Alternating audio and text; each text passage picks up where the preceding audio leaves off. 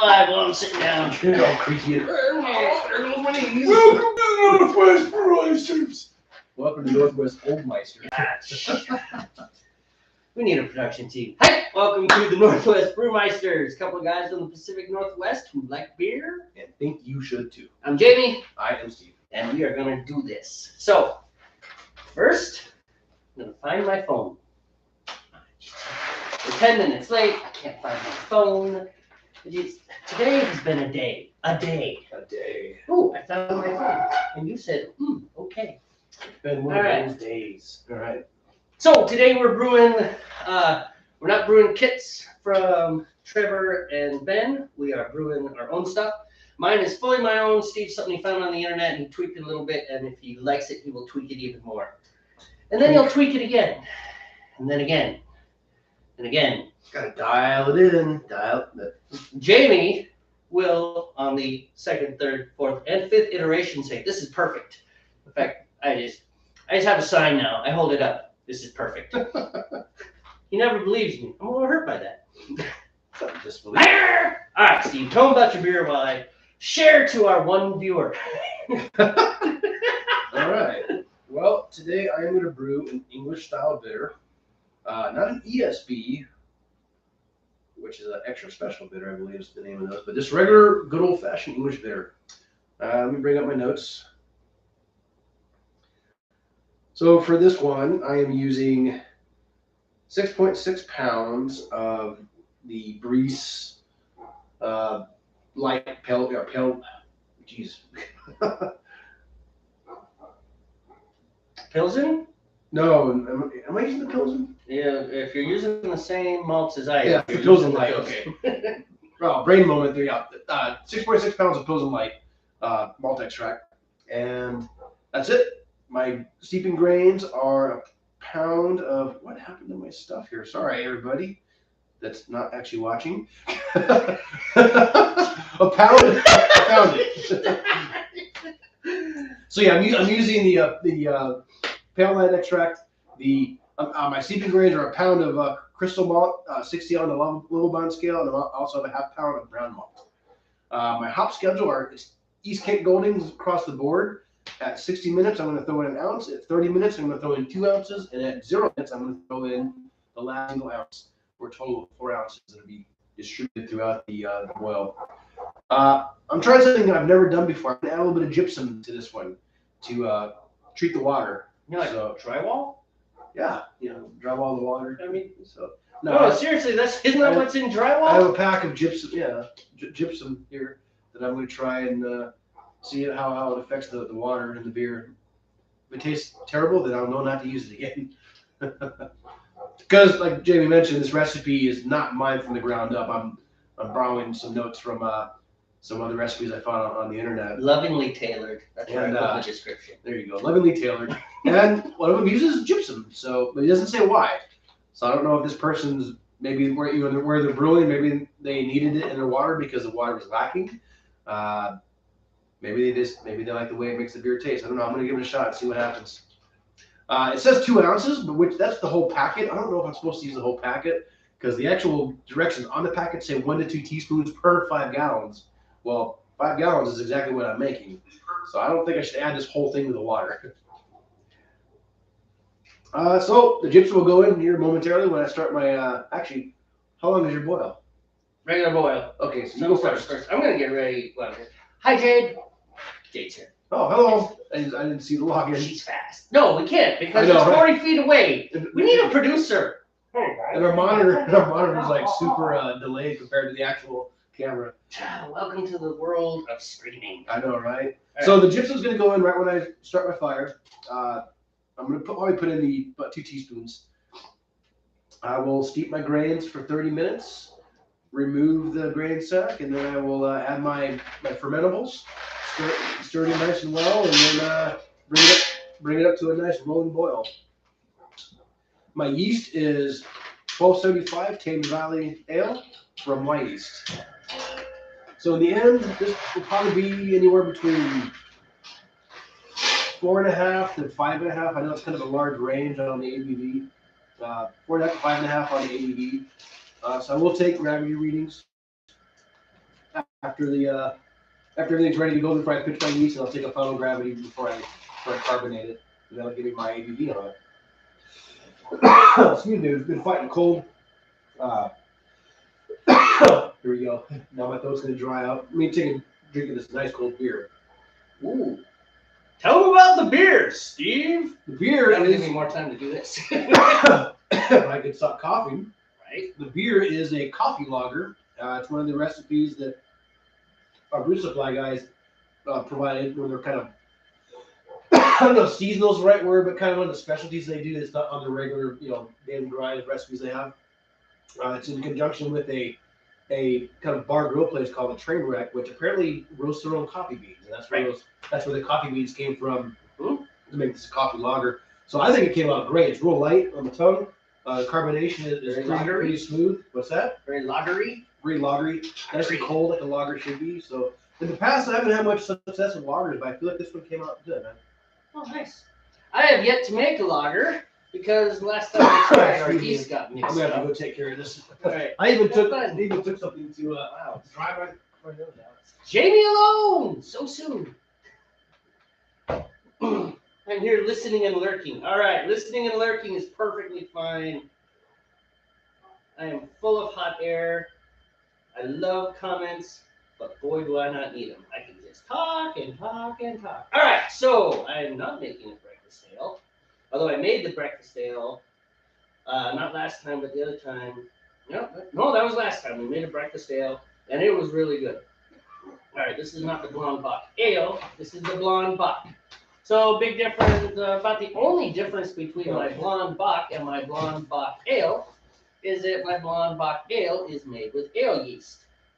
And due to disasters, my blonde bock was also made with ale yeast. Yeah, what happened there? Why'd you do that? Why'd you swap your yeast out? Because I'm an idiot, okay, man? No, that was me. That was me. I grabbed the wrong yeast. I'm not really trying to. Yeah. I'm not trying No, to. it's a funny story. I know it is. But No, you're not poking the bear. It's a funny story in retrospect. yeah. It's like, well, they look the same. It's like they were the same. It's like, did you see Wedding Singer? I did. I love that scene. It's like, I don't know, you hit the cones. It's like they were cones. It was the best accent. I don't know. It stuck with me my whole life.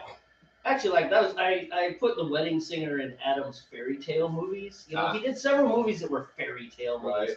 Like 51st Dates, The Wedding Singer. The romance fairy tale style. Yeah, you know, everybody's happy in the end. Even the bad guy's not really.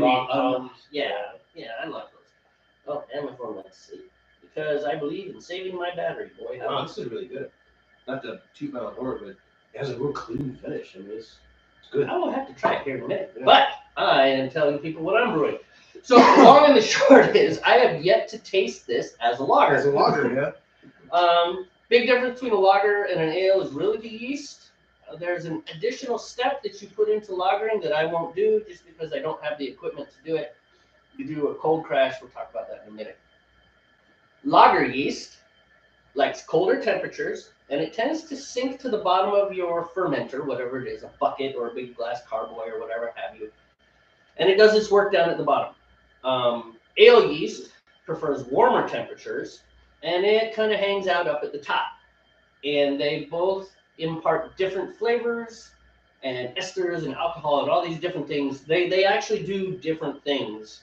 Your ale yeasts, because they're warmer, will put more of your fruity flavors in, your stone fruit, your what have you. Barnyard. Yeah, barnyard. Which, hey, by the way, Apparently barnyard's a flavor. still out there. We're waiting. You tell us what barnyard tastes like. We want to know. Inquiring minds want to know. So that's ale yeast, and that's why, in my opinion, ales are more interesting beers. There's a wider range of flavors and tastes, and they're more fun. But no doubt, if you just want a lawnmower beer that's cold and crisp and refreshing and is like water but better, This one you can drink in the morning with your cereal, with coffee. Sweet and toast. I don't like cereal. I like toast. Toast. Avocado toast. I'm like a millennial Gen Xer. Yeah? No, not really. Actually, avocado toast sounds pretty good. I have nothing against avocado toast, but I've never tasted. Is it just avocado on toast? Yeah, I don't know if there's anything else with it, like butter or something on there.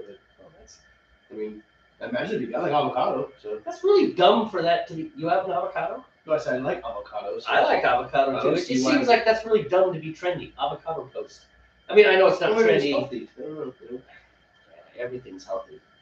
Don't forget the phase where everybody was rubbing coconut grease into their hair. Healthy is. You mean that stopped?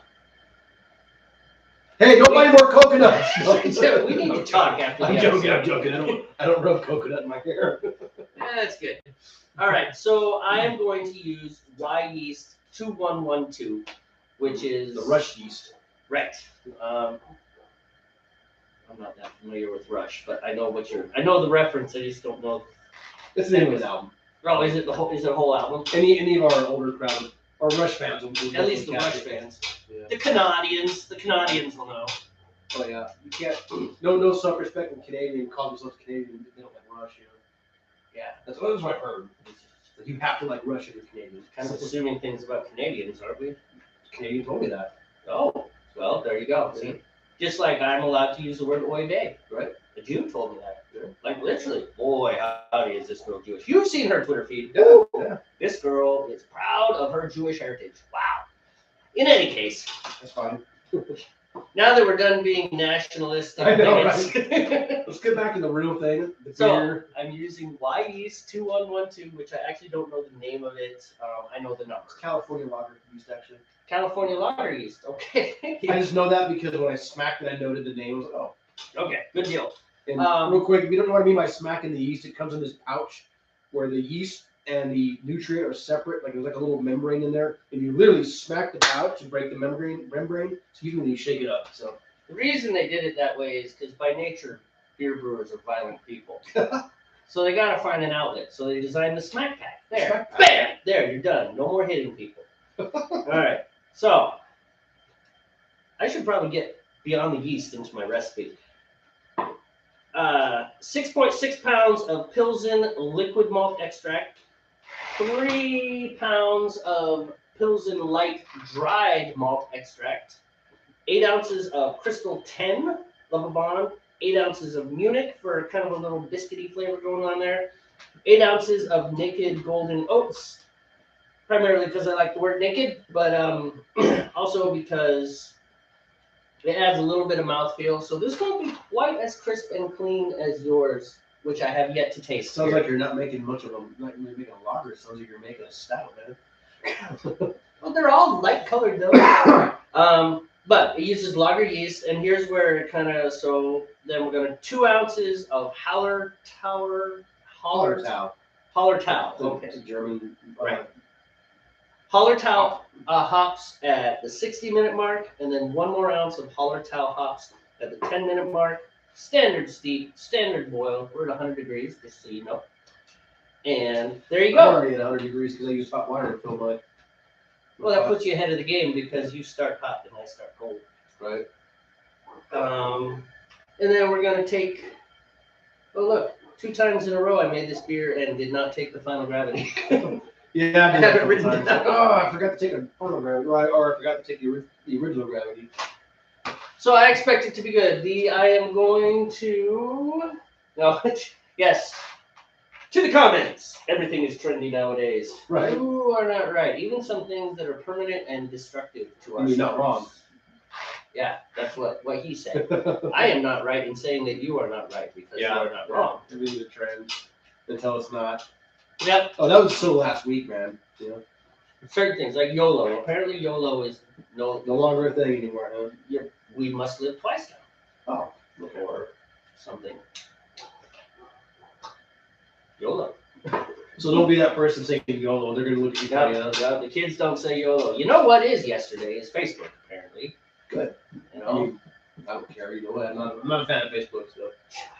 Makes no difference to me whether it goes away or not, man. I love to politically argue on Facebook. Unfortunately, You can politically argue on Twitter.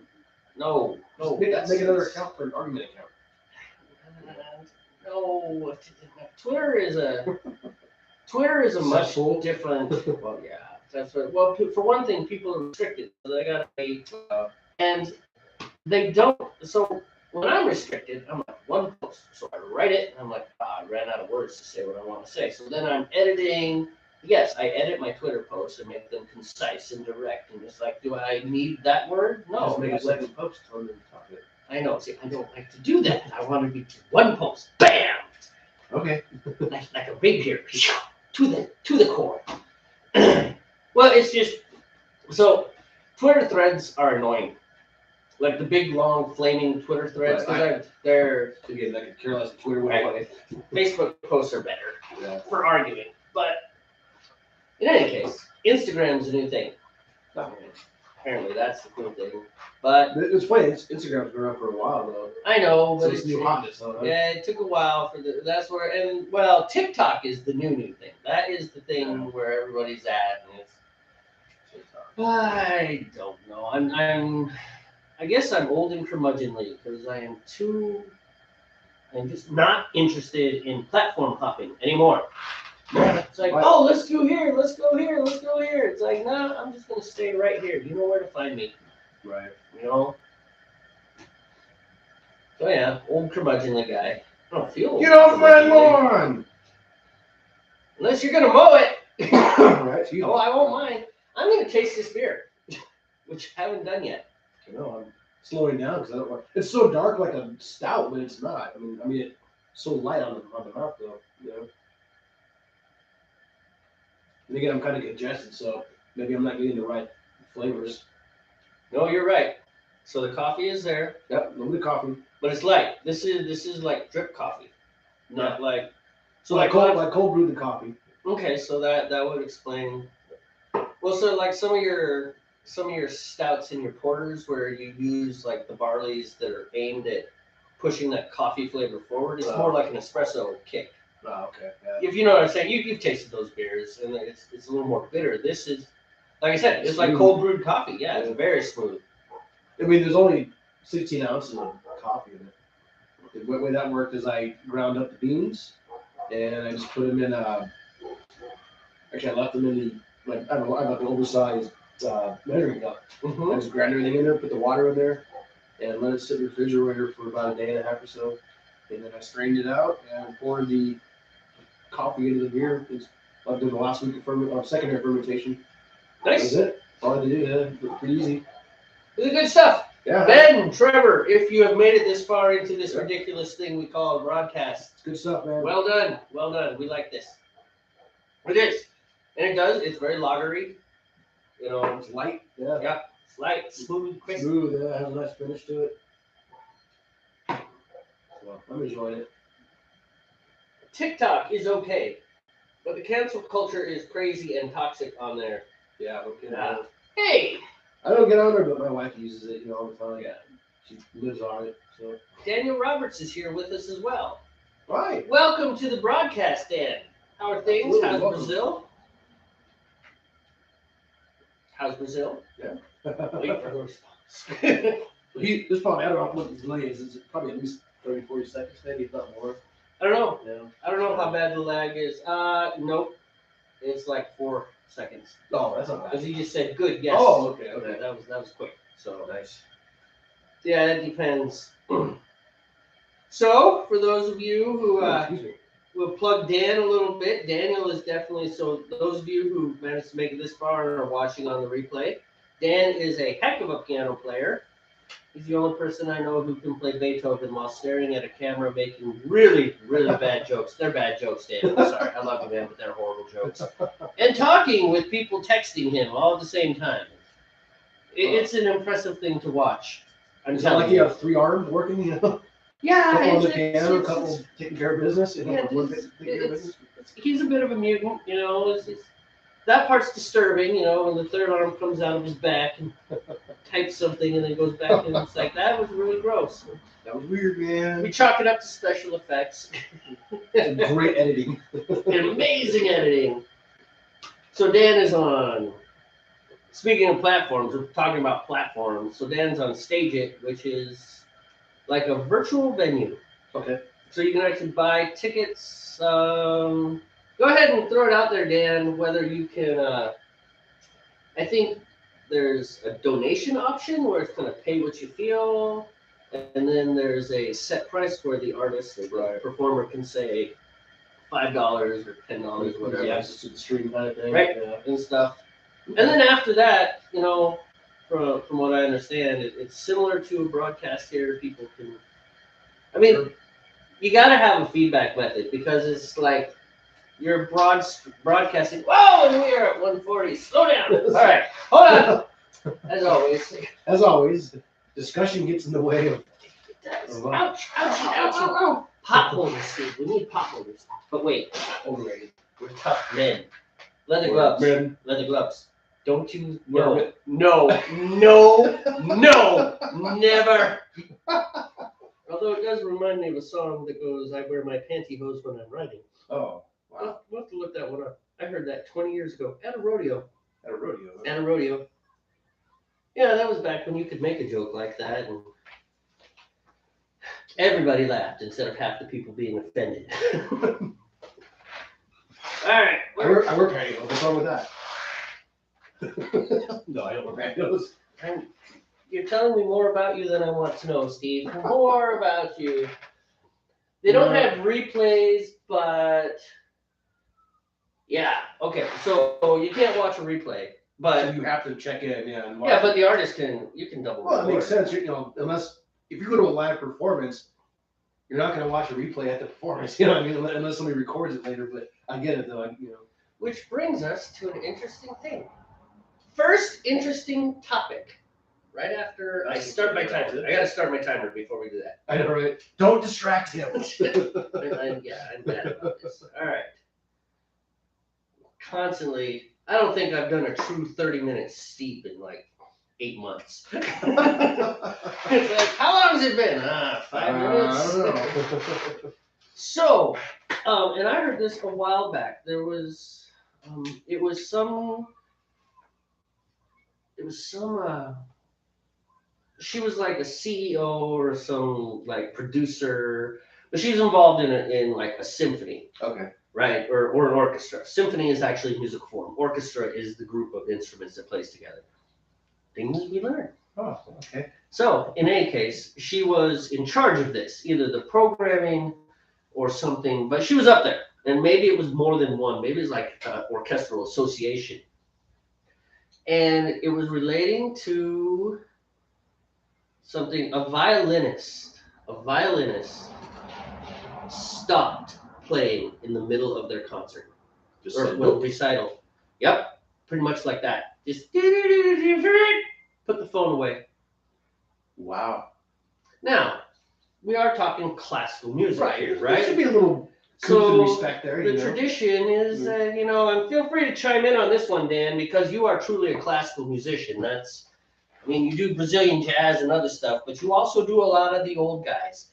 Well, I would, if I was a classical musician, I would consider it very rude if an audience member was sitting there playing the phone or whatever during my performance. True that. So, however, this woman brought up a good point. She was like, this is the way that young people communicate today. She's like, sometimes you gotta move forward. And sometimes what is trendy is okay, it's trendy, but sometimes it's kind of like we do things differently. For example, in Mozart's day, the whole sit quietly and listen to the classical music, nope. Mozart's day, classical music was like going down to a bar. Where it was quintessential. Yes, quintessential. It was like 15 people were listening and everybody else was there for the drinks and the conversation. And stuff. Yeah. Right. Imagine that. Orchestra playing Beethoven's Fifth and only 12 people are actually listening. Everybody else is talking. If that was the norm for that time, then. Right. So that was the norm. Yeah. And then Wagner came along, and apparently he was very instrumental in enforcing this sit, be quiet, dim the lights. Wagner was not a good guy. My opera and be quiet now. Yeah, or we will cut off your thumbs. It doesn't stop my tongue, dude. We will cut that off too. Okay, I'll shut up. Why are you not clapping? You got off my hands. And you can stump them. Stump them. Anyhow, that's awful. My point being though, is that so there we have like a paradigm shift in how we enjoy classical music. And of course, that's existed for a long time. Why can't we meet in the middle? Why can't the young person on their phone wait until the break in between, instead of during the actual performance? Like, Right. Case in point, the last week, I took off Wednesday and Thursday from work, and both nights happened to be, at the time I didn't even realize this until that week, that there was, for my children, Wednesday night was Riley's concert stuff for the high school, and then Thursday night was all the choir stuff for Bailey. They said, hey, if you need to get up and go anywhere, please wait until the applause or in between pieces. Sure. If you can help it. Because that's the standard of how we listen to classical music Right now. Mainly classical music. Only classical music. Yeah. Jazz, people come and go. Right. Rock and roll, I don't know. Who knows? Oh, it's country. Well, you were a tool with me. It's always people are constantly moving around. This is an awesome song, but I need a beer. See ya. I'm out. Well, and I think there are differences. Even with a full orchestra, classical music tends to be less loud, and there's more emphasis on more the distracting. I think if people are moving around or doing things. Right, because people aren't standing and screaming about. Nobody has ever moshed to Beethoven's Sixth Symphony. I'd love to see that, but that probably won't happen in my lifetime. I mean, I think they've moshed to some Irish jigs and reels for sure, but not Beethoven's Sixth. Probably not. Or Camille Saint-Saëns and anything that he's done. He said these are not mosh pit guys. Probably not. No, not really. But anyway, so Dan says if it's disturbing others, it's bad. Fair enough. And then game over if the phone goes off. Now that I'm with you on. Oh yeah. Oh yeah. That's done.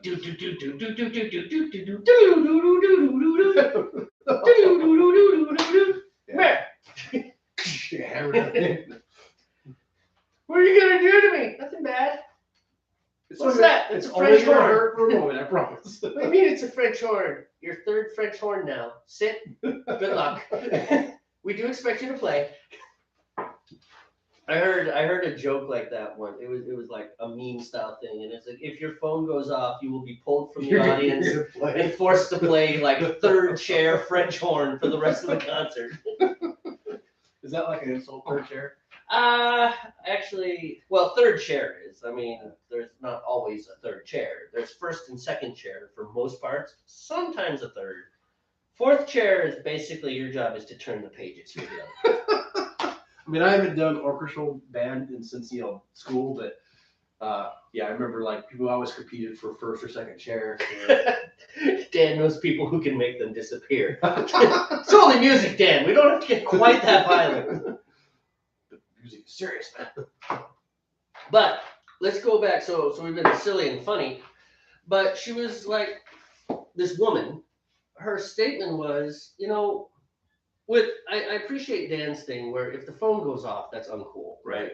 If it's ringing. But if they're broadcasting your show to all their friends. Well, holding the phone up, like that's different than. Yeah, and I think that's what it was. Okay. That makes sense. That is not supposed to be broadcasting performance, Right, which a lot of performers don't want that, right?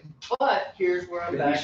Maybe she didn't realize she had her flashlight on, but she was doing it. She was blinded.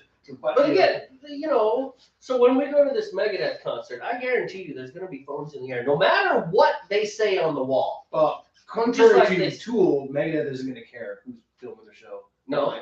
Tool is a big deal about it. Yeah. Maynard Keenan, he does not like people filming the shows as he announced.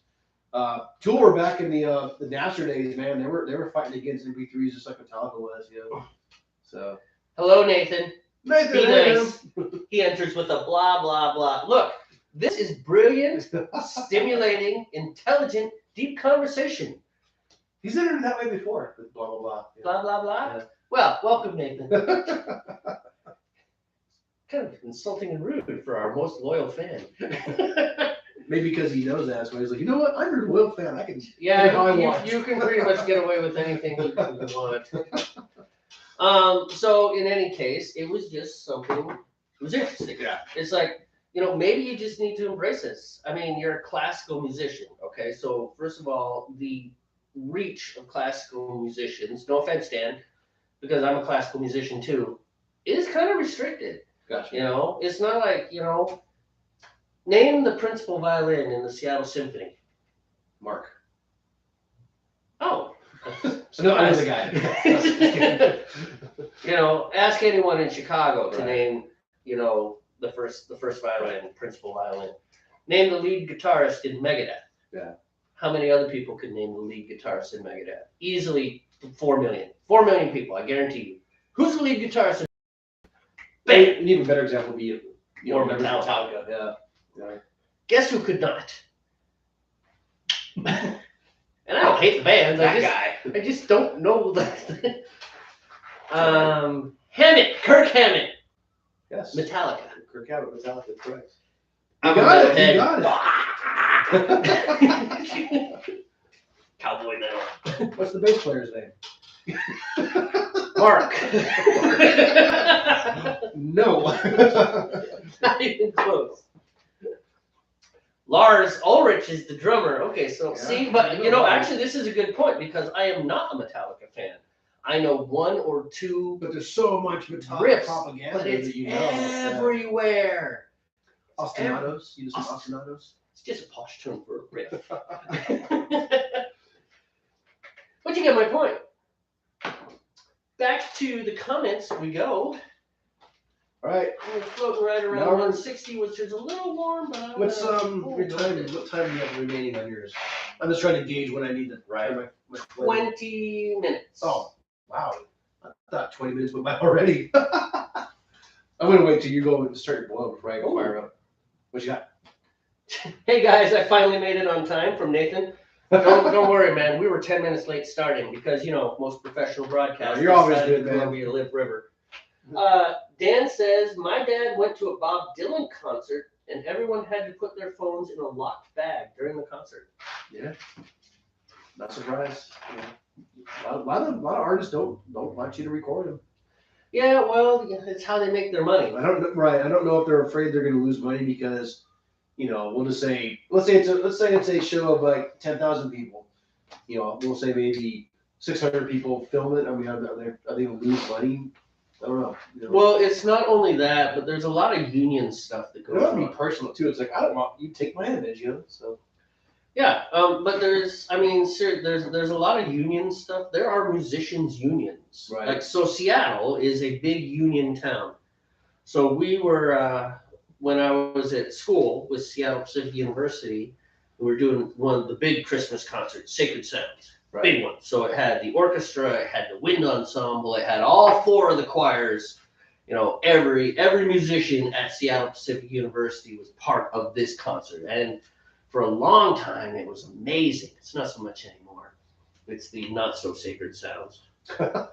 I'll spin that bitter story in a minute here. But in any case, big deal, right? Well, the men's choir happened to be big that year. Men's choir is usually pretty small. One of the unfortunate things about SBU is they're not really known as a music school.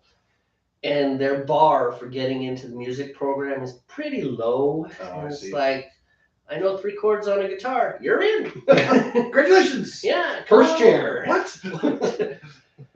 Maybe not quite that low, but it is. It's a little lower than. And the You might choirs, well, the women's choir and the men's choir in particular now this was 7 years ago, so things might have changed, but they were also the groups that kids joined for their fine arts credit, you know, Just so, to get the credit right, they don't really care about it. Yeah. so it's like, hey, Caleb, what? You're a really funny guy. Thanks. I really like standing next to you in choir, but could you just not sing next concert? Just don't sing. Mouth it. Lip Just mouth sync. it. I will Lip sing sync. twice as loud for you. I don't want to hurt your feelings. You sound like a donkey in heat, Caleb. You sound like a donkey in heat. Just don't. Don't sing, Caleb. We didn't have anyone that bad, but we had some kids where, boy, you had to teach them to sing the whole thing, like from ground. It's like, why are you here? I don't know. I'm a chemist. I need a credit. I need a fine arts credit. I promise. I mean, some of them actually said that. I promise I'll sing quiet.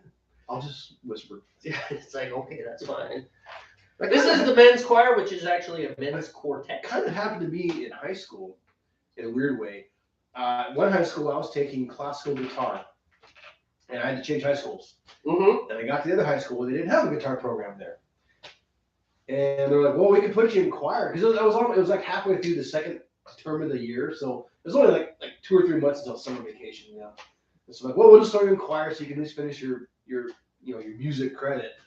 But I wasn't doing guitar just for the music credit. I was doing guitar because I wanted I want to be the next Segovia, man. No, anyway, joking about that. There's no way I could do that. But do not undersell yourself. I mean, maybe you'd have to sell your wife and children so that you would have 19 hours a day to practice. I know, right? No, but they put me in choir, so I show up to choir. It's all women's choir. I'm the only dude. I'm like, are you kidding me? It's like Elf. It's a great addition to the choir. Brought us down a whole octave. The teacher's like, what are you doing here? I'm like, I'm in your class. He's like, there's no way. This is women's choir. So she called whoever. She's like, well, I guess you're in my class. And, they didn't move They didn't move me. So for the rest of the semester, I was in the women's choir. I didn't sing. You know. No, she did. The teacher did test me. She took me into this little like practice room where they had a piano, and she was kind of doing like the little scale things. And so she was having me singing, but I'm not a singer. I was like, I'm a guitarist, not a vocalist. And so she's like, yeah, we'll just have you. You'll just help. I'm like, that's a good idea. I figured You're the roadie. That's what it was. I set up microphones. I helped with whatever needed, organizing the sheet music, for that last, 2.5, 3 months of that school year. Got to go on the field trip, so that was pretty fun. Well, there you go. Nice. The performance trips. So we are stretching out this story, but yeah, we're talking about unions. So we actually kind of finished up the whole cell phone thing, and I'm kind of on board with that. Like, even if I was like, let's say, established and not like screaming successful, but relatively successful, right? And some kid's like streaming it out to all his buddies, so it's like, well, shoot. So that guy's here, and now 45 more people have seen me, and maybe they'll show up to the next show and buy a ticket, and then they all come, and it's like, we use our phone. It's like, well, precedent set. Now 45 squared. It's like, okay, now we're moving. And next thing you know, 17 million people have seen you, and you're still doing 45-person shows. Because subs on social don't mean nothing. Excuse me. Right? Like, how many channels are you subscribed to that you never really watch? Oh, there's probably about 10 or 12 that I subscribe to. Yeah. I just haven't been watching regularly. Most of them are some music, and some of them go wacky. Anyways, or they disappear. Back to people haven't put new content out in ages. Yep. Back to Sacred Sounds. So the men's choir was big that year, and it actually sounded really good. The folks that were in men's choir that year wanted to be there, and there's like 45 dudes who all wanted to sing. Man, we sounded great. It was the last time. First year there, last time we sounded great. But we're on stage at Benaroya Hall. Was it Benaroya or McCall? Doesn't matter. We're on stage at one of the major performance halls down in Seattle. And this kid's like, hey, there's not enough chairs. Can I get a chair? And the stagehand, whoever it was, literally told him, I'm sorry, it's a union hall. That's all the chairs we can put up there. Like, this guy wasn't being a jerk saying no. Right. He was like, the rules, right? I can't put another chair up there. It's against union rules. It's like, serious? We just grab the guy a chair. Who's going to know? Point being, this is one of the things. Yeah. And this is one of the problems with the music industry. When the money hits it, it really destroys it. It's like Marvin Gaye's family suing Robin Thicke, narrow, chubby, thick, and that other guy, Will Ferrell. Will Ferrell? Well, is he the comedian? Yeah, he's the guy that was an elf. Okay, no, not Will. And Ferrell. The news anchor. Who's the other guy? Help me, people, help me! The Blurred Lines guys. The guys who wrote the song Blurred Lines. I have no idea. Marvin Gaye's family sued them, and they won because they said that Blurred Lines copied a groove of Marvin. How the hell? Yeah, we're PG. How the hell? Actually, we're not. We're G. Did you know hell is accepted in G-rated movies? Really? It is? Oh yeah. Watch Emperor's New Groove. No, not Emperor's New Groove. Watch El Dorado. That's a G movie, not PG. Pretty. The power. The power of the internet. I mean, it could be. No, yeah, we've had this conversation about what's acceptable in the ratings. Because we try hard not to swear. We fail every time. In any case, I've lost my train of thought. Blurred lines. Groove. You cannot copyright a groove. It's like copywriting a time signature or a key signature or a rhythmic pattern. I own 5/8. That's mine. You can't use that. I have to go rewrite a song that is very much in 5/8. The whole thing. It's gonna be hard too. Well, I own the 4/4, 5/7, and whatever time signature I use. Combination, but that it was only. 5/4, 7/4, and 4/4. That's what you used on that song. Okay, it's crazy. Want to talk about crazy time signatures? This dude.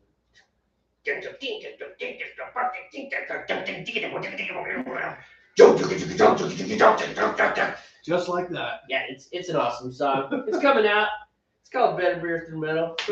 We're pretty much the best metal song really ever. like to record this weekend if we can, man. This weekend? That's the second week. If we can, that's fine. Wait, I have a Saturday off coming up here. Like during the day. Which Saturday is that? Let's do it that day. Let's do whatever day that is. Whatever day that is, let's do it that day. We will. That's fine. Record and then drink beer. Oh, absolutely. Because I don't want to drink beer until after we record. In this case, because this is like the actual tracking the rhythm track with the guitar on this one.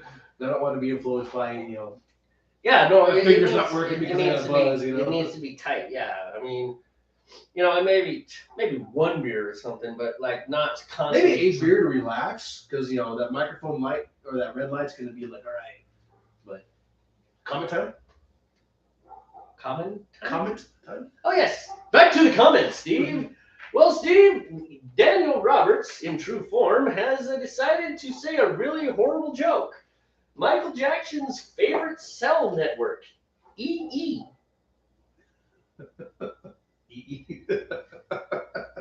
Dan, what have I told you about your jokes? And Nathan says, Will Sasso. What's that mean? Oh, that's the guy. The other guy. Will Sasso? Yeah, I guess. I don't know the name. I know it's I'm Will. not familiar with Will Sasso. I don't know who that is. Are you sure it's Will Sasso? You probably looked it up. Dan's like, I love any reaction. Well, you're getting one, buddy.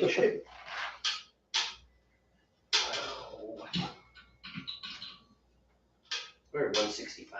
Oh, all right. It's not gonna hurt anything. Not really. It's between 150 and 170, isn't it? Or is it 150 and 160? 150, 160 is So the typical range. But you know what? I've seen recipes where people talk about going to 160, 165, 172 for steeping, so. Like if you were doing au grain, like your sparkling water would be like 170 something degrees, Right. We could actually spar your grains here, but we don't really worry about it. Yeah. It's like, well, it's not the same. It's not the same process. I mean, the malts are already made. Right. You don't have to like rinse the grains. You're just getting a little bit extra, and I highly doubt that little extra is going to give you any extra flavor. Right. That's mostly some character. That's about it. It's going to give you color, and obviously the malts are going to add the color, but that's going to add color. That's going to give a little bit of character, man. Well, it gives you some of your flavors for sure. I mean, because if you just go with just malts, like those dark chocolate, like the British chocolate and stuff. So good. They are, but if you didn't put the British chocolate in there, you wouldn't get that chocolatey flavor. With just like going and that color also adds the right. Oh, it adds a heck of a lot. The British chocolate malts definitely color the strong ale that I like to make. My resurrection ale. Yeah, and I think this. So this here, the steeping. Yep. I think that's when you do all grain. I'm like 90% sure you throw those right in with the mash. Yeah. You just throw everything. You do your steeping grains and your mashing grains are all together. Like some people will do them separately, but most people just don't want to get on your grain bill. Yeah, and then it's one big thing, and then you have a giant sack in there, and actually you don't even use the sack. You just put it all together, and that's what a lottery ton is for. Hey, and then you just open the cooler. Or cooler, and that's what you just open the spout once it's done and let it drain into your boiling kettle, and then you boil it like we do like we always do, but you just don't add malts to it anymore because it's already done. Yeah, so you Yeah. still do the boil, but And it's you for the do hops. your hops and all that. Yeah, that's all you got to do. And then, but it takes a lot more water when you do all grain. You have a lot more grains too, because you might use like 12 or 15 pounds of grains all together to create your. Well, think malts, about you know? so these malts like this right here. This is dried malt. So it started with water. It's just dehydrated. So how Yeah, much water did it take to make this? Yeah, I don't know. I mean, the malting process, they use huge, like I'm not sure what it's called, but they're huge when they do that because they make it on a mass scale, you know. They even tell the ingredients: malted barley and water. Right? Damn it. Excuse me. Try not to die during the broadcast because, I try hard to make sure that yours doesn't boil over, but, if you're dead, I don't know how much I'll care. I did so much pre-preparation, which is kind of a pre-preparation. Anyway. I get what you're saying. Don't go dry again. By the way, 5 minutes and 40 seconds. I might go ahead and turn on the fire. That way, later on, we're not going to get distracted. I need the flamey. The thing is right here on the floor. Let me on the floor! Jet engine engage. All right. All right, that's a little aggressive. There we go. Shouldn't take too long to get the temp because I'm already at 100 degrees since I use the hot water. Well, I guess it makes more sense for you to wait until Right. later on in my timer then. Yeah, I just want to make sure we have enough. Yeah, I gotta between get the that two. down. Yeah, eventually. I got nearly a full carboy of sanitizer. Oh, okay. Yeah, we'll just dump that right into the. Yep. Might as well reunify what we can, you know. Back to the comments. Good to catch you live again. Okay, are you taking off, Dan? Which, if so, Hey, thank you for coming in. Thanks for If hanging not, out. sorry about the premature goodbye. We'll say it again when you do leave. Are you still on Haps? We are not on Haps. Haps went tits up. I'm pretty sure. We're PG. Yeah, we're pretty much PG. We have hit PG. I don't think Haps is around anymore. Yeah, I think it shut. We switched because it went to this TikTok format. It went to the TikTok format. format, yeah. We need this format that we have here. I mean, and this, and this, and this. My understanding, Haps is gone. I haven't looked it up. Yeah, I mean, how about you, Dan? Are you still? It's been so long. You probably didn't know that I finally got fast internet finally in the house. No kidding. All right, and now it's time for story time with James. Once upon a time, James met a man named Daniel Roberts. He's an amazing pianist, and he was brave and bold, and he embraced technology because he knew that was the way of the future. Indeed, he understood that the classical world needed to embrace the electrons. It needed to stream. These things needed to happen. It was coming, whether he wanted it or not. And Dan embraced this. Unfortunately, Dan lived in Brazil. And because of that, Dan's streams were a little bit sketchy at times. Oh. As in every time. Poor Dan. You want to talk about tenacity. This poor guy. It's just like, oh, the signal dropped. Oh, we'll be right back. Just Restart. The battles you fought, Dan. I mean, I should write a song. We're talking like Viking Valhalla type songs with Dan's battle with the internet. That is really cool.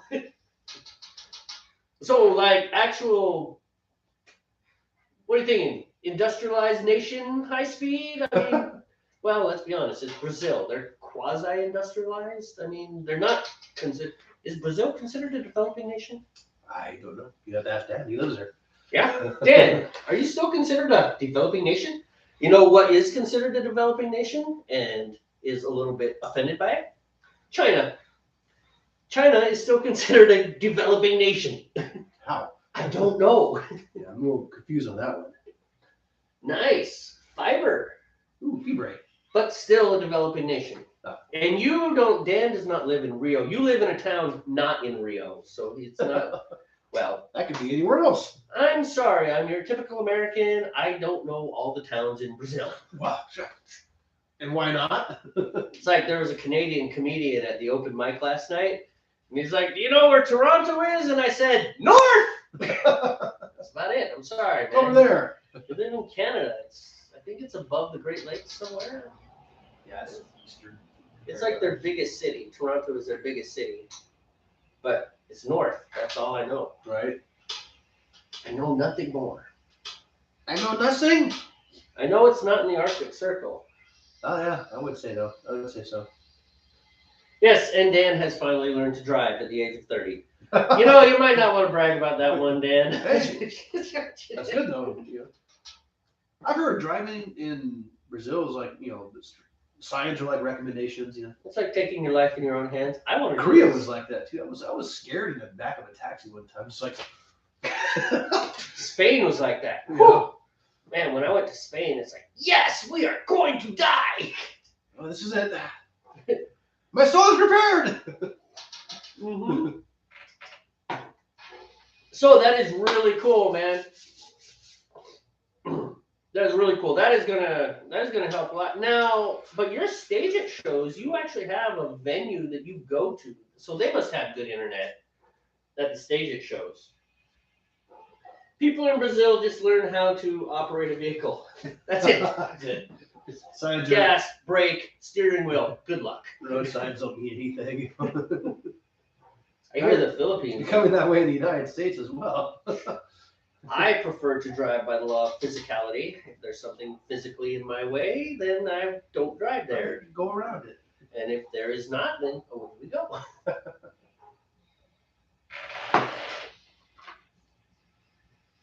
10 seconds. Oh, that's all you have left. 5, 4, Oh, 3, you're gonna need 2, the 1. There it is. All right. So 2 tubs. Pilsen. this time I am not going to drop anything in here. Are you going to drop it in there? No. Are you going to drop it anywhere? No. Drop it like it's hot. Drop it like it's hot. Drop it. I got to take care of business. All right. Hey, could you bring my malts back when you come back? Absolutely. Thank you, man. All right. Now it is time. It's time to do a couple things. Let's go to pot cam. Pot cam, ho! And that is the floor of the garage. Doo-doo. There's pot cam. Bag o' grain, muslin sack.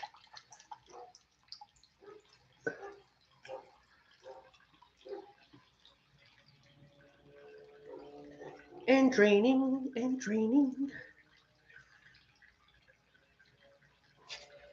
It's probably good enough. I'm making fun of Steve. Poor Steve.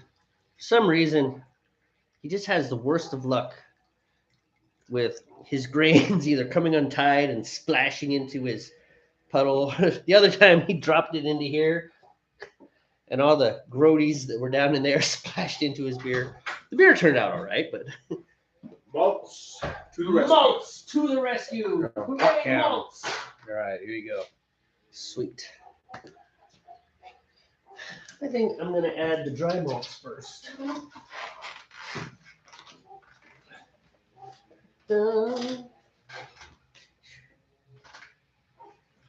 at about 130 degrees. Getting there. Phone data in the venue. Ooh. You better charge for those tickets. Actually, I don't know how expensive, whether you have unlimited data or not. I still don't do unlimited data. I don't either. My wife does. I don't. I don't need it. Like I really, really don't need it. I don't enjoy surfing the internet on my phone. And the things that kind of burn up data are things that I just don't need. You know, it's like I don't need to check my email every moment of the day. All right. I don't. It's like I check it when I go home. And I need to sharpen the next something fierce. This I actually don't need anymore.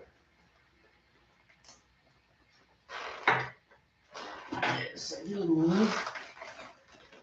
Oh yeah, 20 gigs. Although, man, streaming video, you can burn through 20 gigs. I mean, it can be done. Oh, easy. Video is No joke. All right, the dry malt's going in. It goes right there.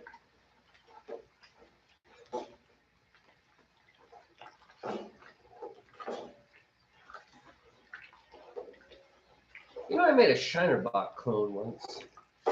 It had like flaked corn and like Crystal 10. Like Is it, huh? quarter pound each. It was just hardly any grains whatsoever. Or maybe it's something dark because Shiner is a classic because Bocks are generally a darker beer. What kind of malts went into it? I forget. It was a long time ago. I found the recipe somewhere. I wasn't overly impressed, and it wasn't. I didn't build the recipe, so I'm just like, you know what? Yeah. All right, that takes care of that. And now the worst part where we get sticky. I have a ladle here for you. What? You have a ladle? Ladle. Oh. To Renee and Zach. Yeah, I saw your text time I saw it, so I didn't respond. Yeah. Yeah, I think they frequent. We could. That's a good place to frequent. Yeah. And there's worse places. Yeah. Like Applebee's. Don't sue us, Applebee's, for defamation. All right, I am at temperature. That was quicker than I thought it was. All right.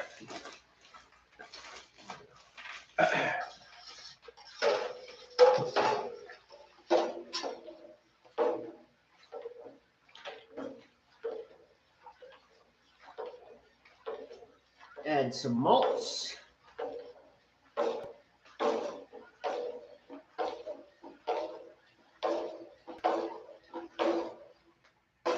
right, I'm going to submerge my sack into it. You have way too much fun saying that. I'm just saying. We are mature, intelligent adults. Yeah. Oh, look! It looks like a frappuccino. It does look like a frappuccino. Swirly, swirly, swirly. So professional. May I have the ladle, please? Ladle. Thank you. Thank you all very much.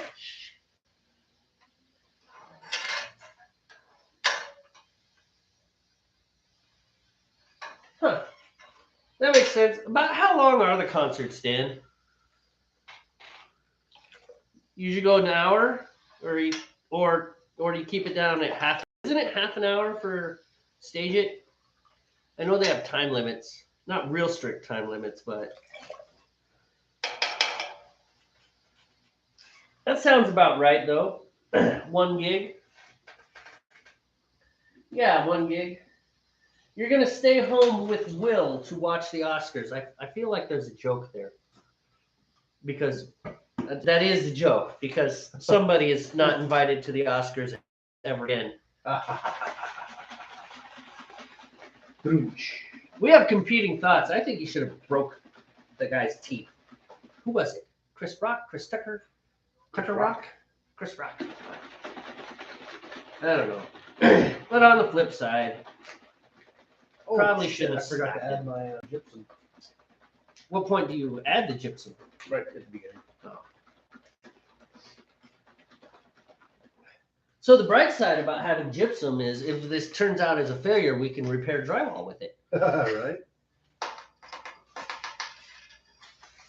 Hmm. 30 minutes and a 20-minute encore. Nice.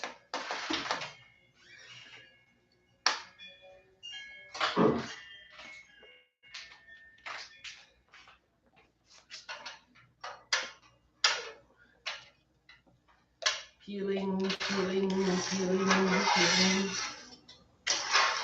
You know, I had something else to talk about. I need to write these things down when they come to me. It's gone now. It's gone. It'll come back to you later. I think it might have been controversial. Oh. Well, that's nothing new to this broadcast. Oh, Controversial stuff. we try not to be too bad. Like, we're not like Joe Rogan. Although actually Joe Rogan, from what I've seen, I don't know why people call him controversial. I mean, he discusses controversial topics, Right. but he's not like, say, Ben Shapiro or Bill Maher, who wholeheartedly endorse a a stance, right? Absolutely, I'm going to adopt the conservative stance. I'm going to adopt the liberal stance, what have you. It doesn't. I don't. Of course, I don't watch a lot of Joe Rogan. I've actually never watched an episode of his. I've never watched a whole episode. I've watched clips and pieces and parts when he had Ben Shapiro on. Oh. And I watched one with Jordan Peterson. Jordan Peterson's another one of those that's he's easier to take in small sound bites and doses than he is in a long lecture. It just kind of, it's like some of the stuff he says just makes absolute sense. But listening to him for a long time, it's like, you've lost my interest.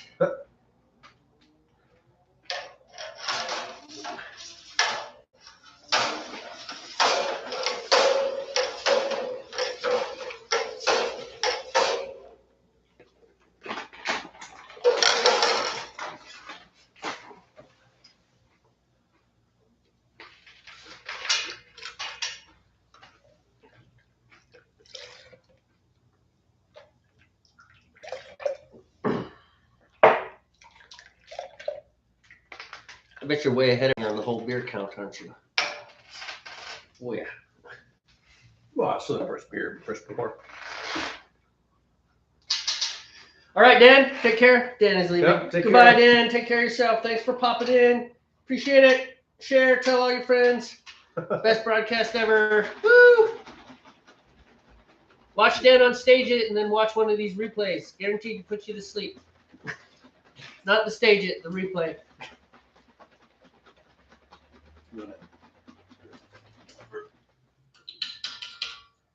There you go. I'll be out there.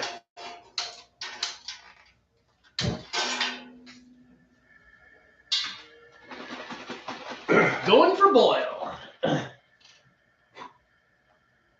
Oh. What happened? Go ahead and turn it down before I can get to it. Yep. So now, loyal viewers, now's the part where we got to be careful. Because we use dry malts. And dry malts love to boil over. Right? Boy, howdy.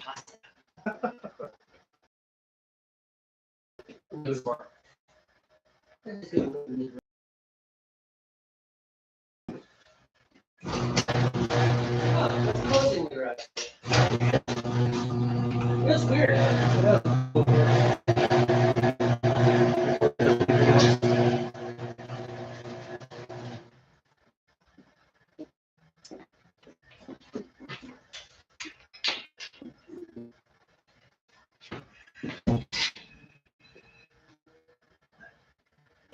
However, unfortunately, we're not aiming for boil yet. I mean, No. we're trying to get mine to boil, but No, what sucks is when it's boiling and the door opens and then I lose the boil. It's like, yeah, because I try to compensate for it and then it boils over, you know. yeah, I know. I've seen it happen. I'll be right back. Okay.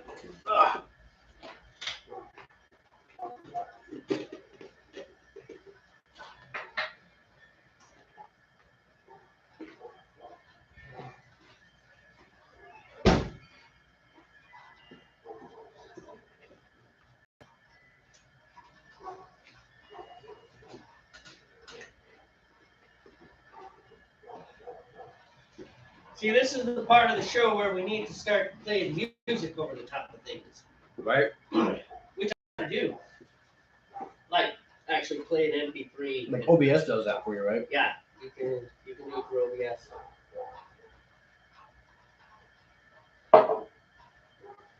OBS is remarkably powerful for being free. Remarkably powerful and remarkably stable. Although it does have a few bugs once in a while. Then fax machines squeal for a whole concert or something once. Yeah, that sucks. That's got to be irritating.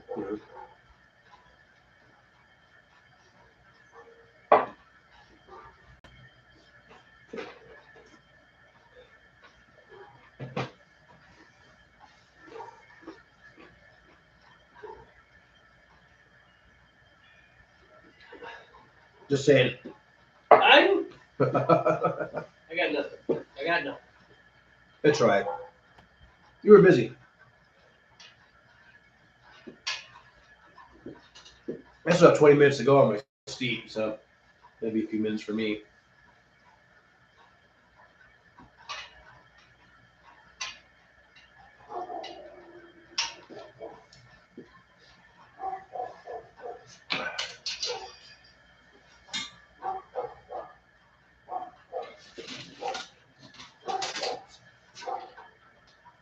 I can't read the comments from here, so we'll have to catch up on comments when you come back in.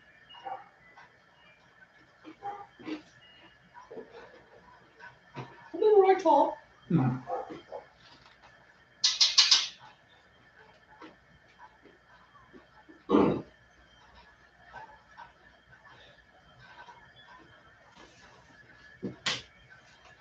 Just roll a pot can. I'm going to step inside for a second. All right. Watch the beer boil. Yes. Enjoy the boiling beer.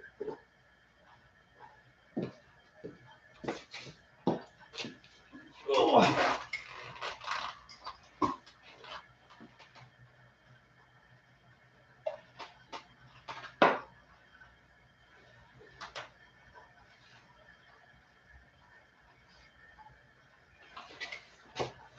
We can actually close the garage door again.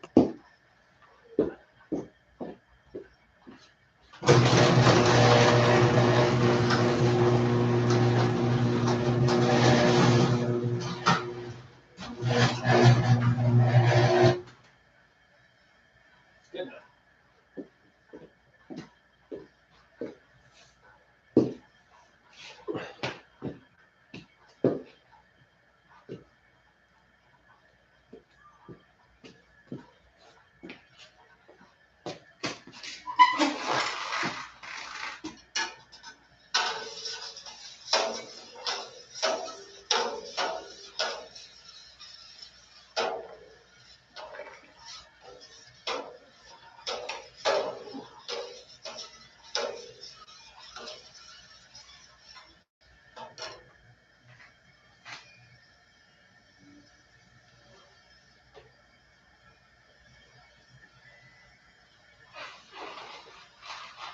Oh, and everybody left.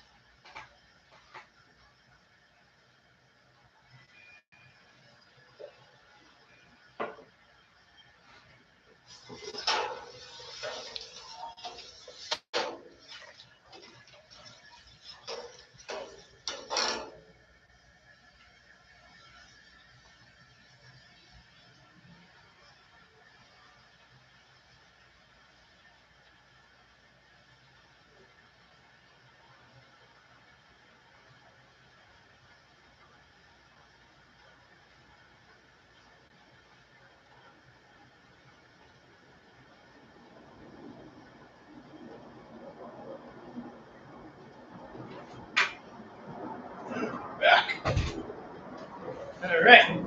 Looks like everybody logged off for one reason or another. That's okay. Probably got too quiet. Yeah, that's moving around doing this, that, and the other. So, there's a stand-up comedian at the open mic. Huh.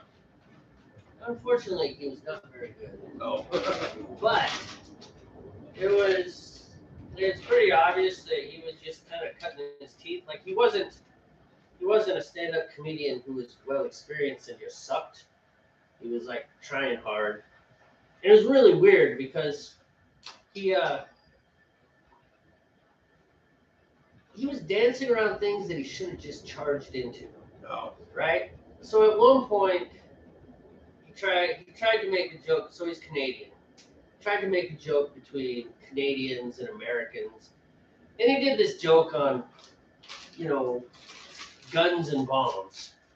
And I was like, go with it, dude. The reason it bombed, or the reason it fell flat, is because you could tell he was nervous. He's like, oh, I might offend someone. It's like, dude, you're a comedian. That's your job. You are going to offend someone. Comedians cannot please everyone.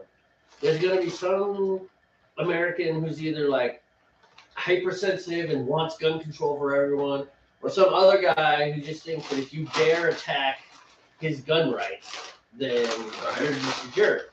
Like, no, man, make the joke. Tell the joke. Trust me. I watched, what's his face? Black dude. Super controversial. Got in trouble with the trans community. And Dave Chappelle. I watched Dave Chappelle rag on white people. Right? Rag on them. But he just went for it. And he told the jokes. And they were funny. And I laughed. Right?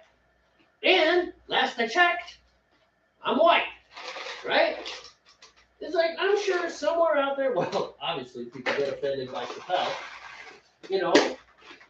but it's like he went for it. He just took it. He just went, bam, tell the joke. It was funny. Space Jews, not so funny. That joke fell on his face. He tried to rejuvenate too. Yeah, he tried to. He's like, nope. Space Jews. Silence. It's like, oh, and these are people that like him. So the same thing with this guy, right? So he goes into this, and it's just like, go for it. And I think that was his biggest that was his biggest weakness. Is like, just tell the joke, man.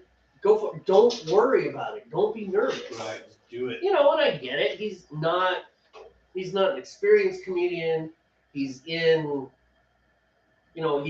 America, not Canada. And yes, I said that. I was like, wait, what? Is that intentional? Yes, absolutely. So he's not in Canada, and so maybe he's like, oh, I don't know. And it's like, that really would have helped him. Just go for it, dude. Right. And then, so his name was Sean Phillip, and then long Hindi name. So he's half white, half Indian, wherever. He said Hindi, so he never said Indian, but I do know that there are a lot of Indians, dot not feather, up in Canada. I mean, I know they have a strong Indian immigrant population, so I'm imagining Indian. But instead of going with the Indian thing, which would have been funny to his uncultured, quote unquote, white audience that he was talking to, there was one Mexican there, guy in the Navy, from El Paso, by the way. Right. Yeah. But other than that, very white audience. It's like, okay, well, that's fine, But again, it's like, Josh, tell the joke, dude. And he landed on Sean and Scene because his name is spelled S-E-A-N, the traditional spelling, instead of the Anglicized, the English spelling, or the American spelling, whatever, right? And he landed, it's like, dude, jump into your other name because that is funny. If you're talking to an Indian crowd, then go with your white names. Make jokes about them.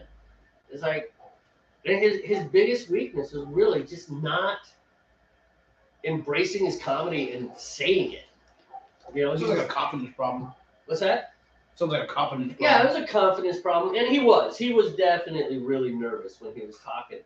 But it's you're a comedian, dude. Do not worry about offending people. You're gonna offend some people, and if you offend the whole crowd, at least you were strong and bold, and you did it.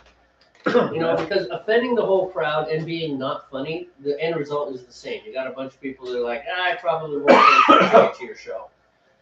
I mean, the end result is the same. Right. It's not like we're all gonna. I mean, we're all there to drink the beer. We're in a tap house. Oh, absolutely. Excuse me. So I laughed and, supported him because I totally understand that feeling, that getting up in front of a crowd that might be hostile, and you're just kind of like, ugh. Sure. How's that beer? Good. Too much of it. Now we're gonna switch over to the IPA, if that's okay. Unless you want another one of those. No, I know you want to float the If we can kill it, if we can float that keg, that'd be great. Because it's almost empty, man. It is almost empty. So. Yeah, let's do it, man. I wish I could stop coughing. That's really annoying. You just got something in the back of your throat, don't you? Oh, yeah, I'm gonna drip too. Oh, okay, fun. Welcome to the Northwest Brewmeisters 6 show. Yeah. You stay on that side of the kettle. Don't breathe on my beer.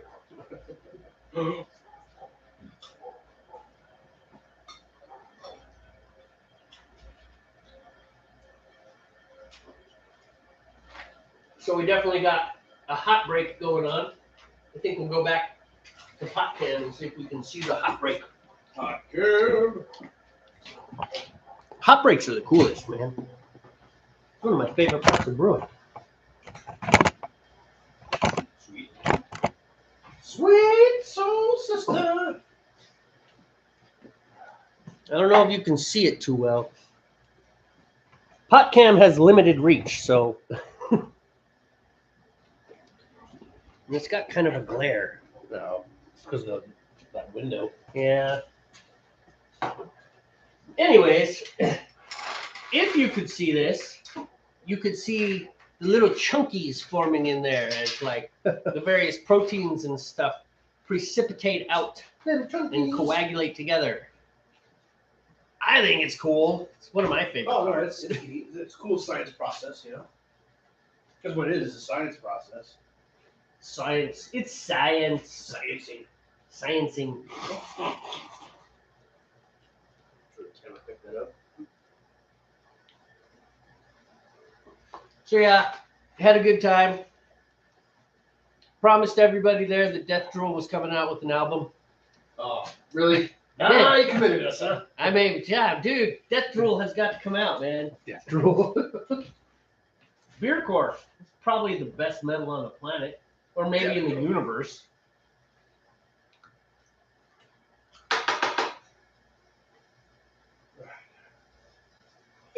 I mean, unless there's a planet where they make a drink that tastes exactly like beer and gets you to like just mildly happy buzzed, but never any further than that. You can drink as much of it as you want. Like drink 15 gallons and you just get mildly happy buzzed. You know, the perfect buzz. Yeah. Like that would be awesome. And no hangover in the morning. And it didn't make you have to pee every 5 minutes. That would be amazing. I don't think that exists though. I doubt it, really. But the idea is cool. Mm-hmm. We can always dream. So they need to create like a synthetic alcohol that, you know, it gives you the buzz, but it doesn't give you the hangover or have the effects on your physiology like alcohol does, you know. Synthahol, very Star Trek-y. Very Star Trek-y, yeah. So that's what I was thinking of was Star Trek. Like back in the Star Trek: The Next Generation days, you know, the late '80s, early '90s. Yeah, there's synthahol. Back before Star Trek just Went all weird and oh, dude, they totally jumped the shark. I mean, they just did. And the reboots, and you know, Chris Pine he's a fine actor, and Zoe Saldana, she's a good actress. Oh, there's something interesting to talk about. All right, back to normal cam. back to normal can. Normal cam. So, you know, I asked my wife if she'd be our production team. What'd you say? I don't know. I'm gonna work on it. I might get her into it. Oh, I thought you said you did ask her. I did. Oh. I said, you should be our production team. She's like, what's a producer do? Push buttons, switch cameras, so I don't have to jump back and forth. Anyhow, actress, actor, words that we don't use too much. Well, I do. I still say actress and actor, right? I still say waiter and waitress. I'm gonna bring that door down a little bit because it's kind of chilly. Yes. You'd think the guy was from El Paso or something. I've lived away from El Paso more than I have lived in El Paso now. I know, at this point. All right, Nathan is still here. Hey, you're still with us. And there's one other person who might be Jade. Don't know. Because they haven't commented. You don't have to comment. Feel no guilt. Just lurk. Enjoy the show if you do. If you don't, maybe we make good background noise. Who knows? While they're doing something else, you know? Yeah, you know. Not gonna lie, there's more than one video I put on. It's like I listen like the Symbolic World with Jonathan Pajot. Pajot. But Pajot. P-A-G-E-A-U. Oh, okay. He's French Canadian. Uh-huh. Like sometimes I like some of the things he says, but he's another one. He's like Jordan Peterson or Joe Rogan. It's like I can take little 5-minute segments of him, but listening to him for a long time, it's like, oh man, this is right. You've lost my interest. And in any case, actor, right? Right. So you're still applying the feminine to masculine parts. And I have no problem with this. And actually, a lot of people don't. Right. You know, I think in the world of being offended, I think the majority of the groups that were offending are not offended. In fact, I know this is true. This is 100% true. There's like a little tiny sliver. Yeah. The people who are most offended are the white middle class liberals who are offended for everyone.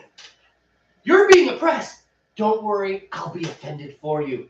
Thank you for taking that emotional load on you. It's all right. My therapist needs more money. Yeah, obviously they do. Because, okay, Steve. I can do this. You have activity. I have 4.5 minutes on my feet. So. I can talk and watch this boil all at the same time. Wages, anybody? Place your bets. Place your bets.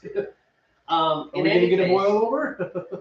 Well, the thing I found is like, even the critical drinker who we watch, you know, and he is not exactly the most politically correct person that I've ever watched. No. But even he only uses the word actor, right? Chris Pine is a good actor. Zoe Saldana is also a good actor. Right. He uses the term. Well, that word can mean both, you know. Right. And long ago, it just used to mean actress. But here's what's the funny thing. So what we can divine from this is that our politically correct speech says we don't use the word actress because it's denigrating in some way. I guarantee you that's the thing. It's like you've denigrated them by Germans. Yeah. Nouns in German are masculine and feminine. That's where you get D and der and stuff, and you know, as I forget what it's called in the language, but yeah. Right. Well, that's almost every language. Yeah. English. In fact, it used to be English. Der Bier. Yeah. Yeah. Well, really, I mean, because English is kind of an amalgamation, but your older forms of English, the kind of English that we wouldn't understand. Mm-hmm. But it did. Like the John Milton era of English? Yeah. Yes. I tried reading Paradise Lost. Like in the original, I was just like, I don't understand. It was hard to read, man. I bet. But I couldn't do it. I had to stop. Yeah, I tried reading Don Quixote in Spanish. Oof. That was when I was in high school. Yeah, I might have to go back. It was basically just looking up words. There was no story. Don Quixote? Yes, Don Quixote. I could probably read it now and understand the story. Yeah, I know, and I'm just kind of. I think we're sitting right about where I want to be with it. Almost textbook. Maybe a little too aggressive. But here's the thing: is that there's some award show happening tonight. Apparently, Oscars, isn't it? Or the Pauls, or the Lydias, or I don't know. It's an. Or was the Oscars the other night? No, I think it's the Oscars. I'm just making fun of the fact that it is just. I find it, and I think a lot of America finds it too. The awards shows viewership has been steadily plummeting, not just falling, but plummeting. You know, it's like 20 million, 15 million, 10 million, 5 million, just like dropping. People are not interested. Right. We cares. Yeah, and it's because I don't know. Well, actually, I do, and that's yet another deep, intelligent, stimulating conversation that we can have here on Northwest Brewmeisters, the most professional broadcast this side of the Columbia River. But let's finish up my statement. How about the Skagit River? Well, yeah, we're the most best from on this side of that river. We're too. the most bestest. But nobody knows. It's kind of like Americans. Where's Toronto? River? Where's the Skagit River? Nobody knows where Toronto I was is. being facetious. Except for people who live in Toronto. Even they don't know. They're lost. Okay, I'm drinking my beer. No, I said it's good beer, so I was It being is good. facetious. Okay. Yeah. Because what? I am so confused right now. Actor. That is the de facto term that we use for everything now, right? Right. And I don't think we even use waiter anymore. Now it's server. You know, actors even used in other contexts besides being an actor. In the cybersecurity world, bad actors or an actor, some kind of entity that's involved in your hack. You know. What did Nathan bet 40% that I failed. Ha! Ha! Ha! Thank you. Actually, it's not boiling anymore. I turned it down too much. No! I have like less than a minute, I think. Yeah, I have 28 seconds on mine, so. So here's the thing. It's these contradictions in our social spheres that I find amusing to a great extent. Like, literally amusing. Guess what categories they have in the Oscars? Best. I mean, it used to be actor, best. And best actress. Okay. If we're all the same, why are we splitting the genders? You know? Yep. They're all the same, right? Stop and Z. Oh, I should move some stuff for you. I noticed that you have your fingers wrapped around the top of your muslin sack. Yes. Almost as though things have happened to you in the past. Yes. All right, that is state. So, I'm gonna get my hops. Are they in this fridge? That fridge right there. Okay. Where? The bag. Oh, the bag. And we all have the same hops, right? No. Mine are East Kent Golding. East Kent. Yours are Hard Tower and something else. Well, There should be 4 East Kents in there. East Kent? East Kent. Yep. Okay. So I only have one. So we're both doing a single hop beer. Yeah. You're doing East Kent. I'm doing Hallertau. Hallertau. Yeah, you're doing German hops. Okay, so my hops are up on the top shelf, and your hops are down next to the chill water. Okay. Okay. So I just find it interesting that we have this weird mix where it's like, on the one hand, we're one way, and then on the other hand, we decide to keep things.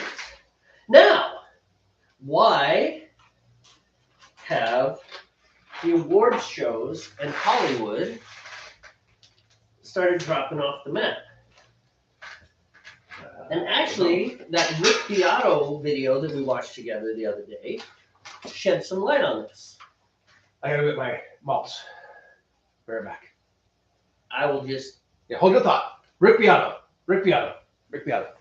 Excuse me. I am going to add my hops, though, and start my timer. I'm ready for the discussion. 40% chance he fails. Thanks, man. Appreciate that. Drink alcohol beer to non-alcohol beers. That would work.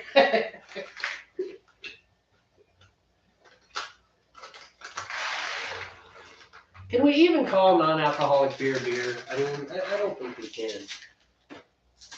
Although I will tell you, so I personally am much more interested in the flavor of the beer than I am in the alcohol. Like, I really don't like high alcohol beers.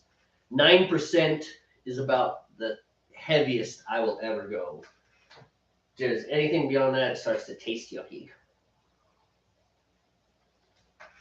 All right, time to set the timer.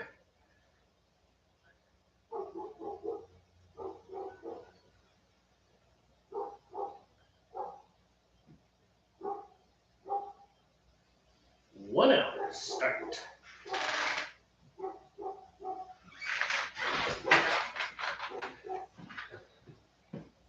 You have retweeted. I have retweeted. Okay, Rick Beato. So we're talking Contributing about to the change, or not so much the change. contributions to the change in like award shows. Now he was talking about the music industry, right? Right. He's talking about how the pillars that the big labels used to have are going away, right? Oh, that's getting a little exciting. What the heck? Mine never does this. I lock it in and then it just stays. Yours is the one that's all schizophrenic. Well, maybe it's your turn. Okay. It's your turn to be schizophrenic. Okay.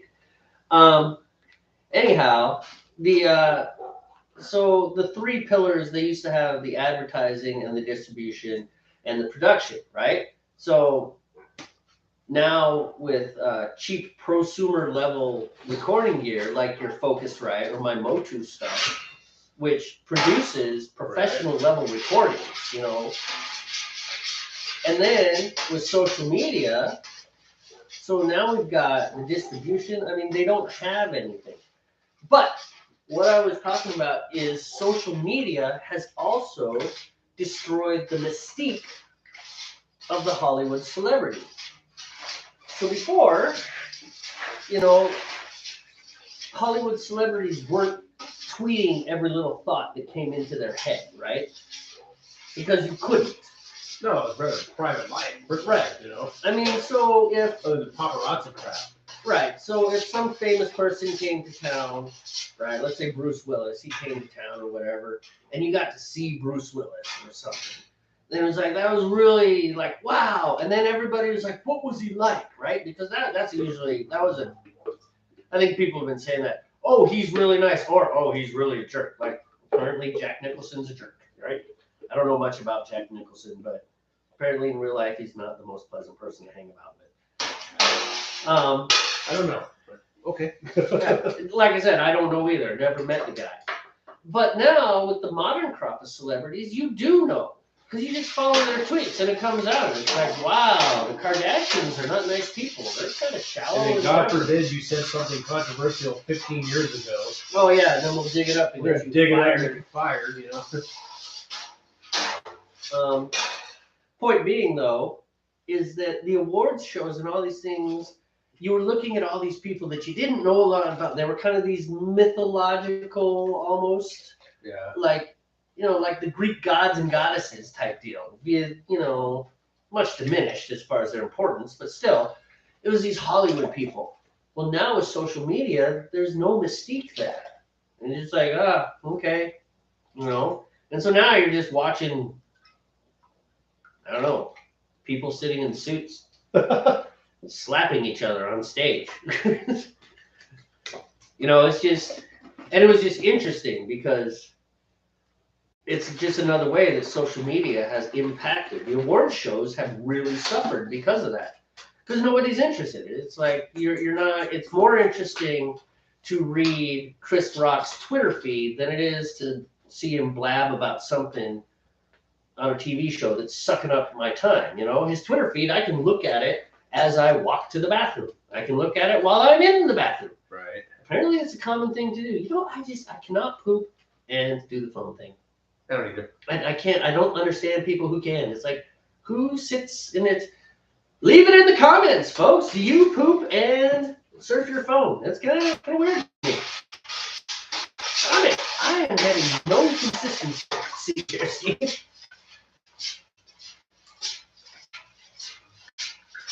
I'm going from not enough foil to too much foil. Yeah. I know that's right.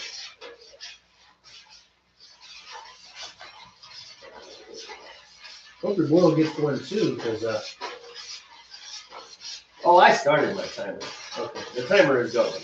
We hit boil. We're boiling, non-boiling, boiling on. I'll fight it. So while you were gone, Mr. Fancy Pants has top shelf pops. Heck yeah. I don't know, which one are you talking about? Steve's Mr. Fancy Pants. Yeah. Kent Golding's the Royal Borough. Actually, Kent's not a borough at all. It's it's a county. It's a whole chunk of England. I've been there. It's a nice place. So Nathan says, yes, I enjoy the taste / flavor and need to find some good tasting non-alcoholic so I can drink and work with my power tools. Yeah. Makes sense. It's called Coors Light.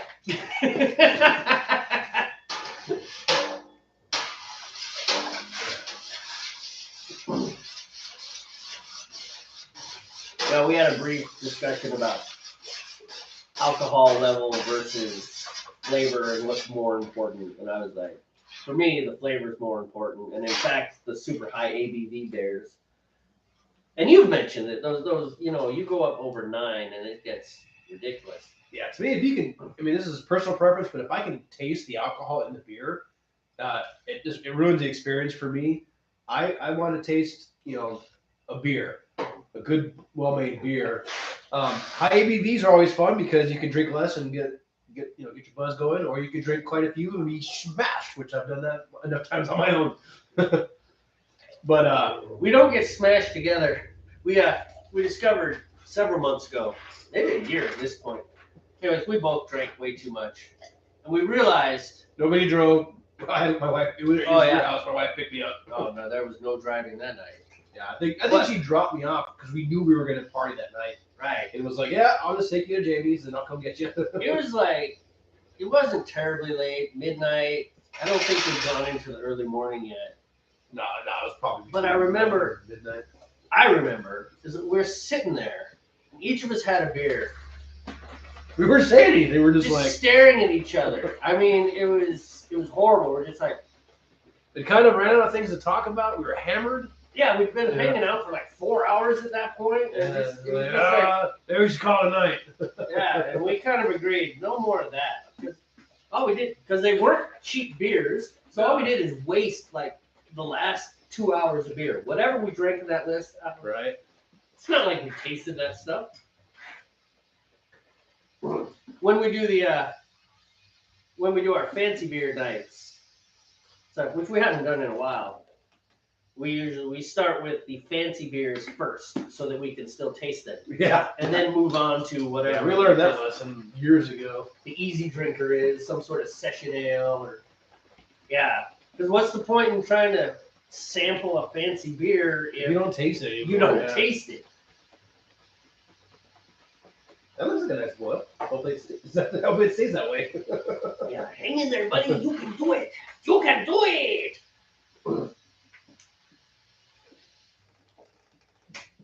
All right.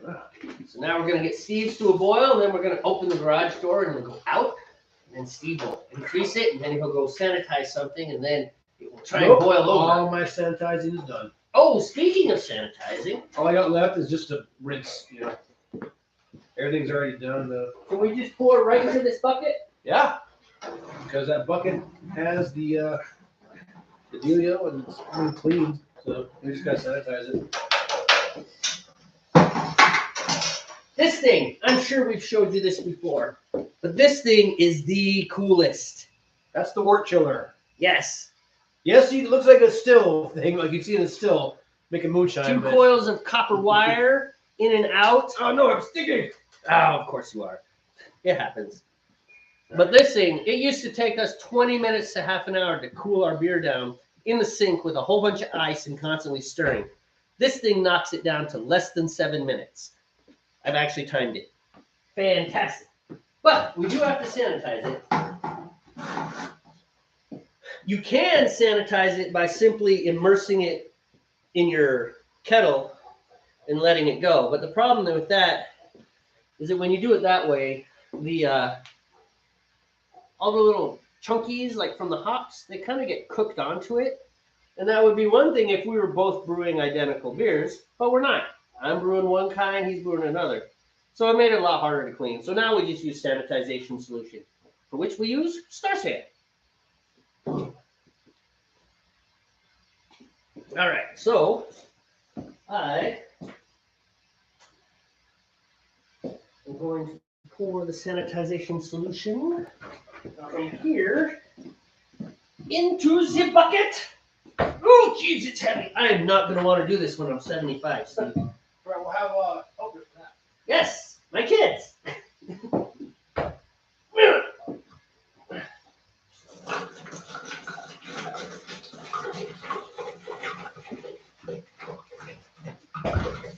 Okay. Here we go. Just fill that bad boy right up, and you'll be good to go. Yeah, sweet.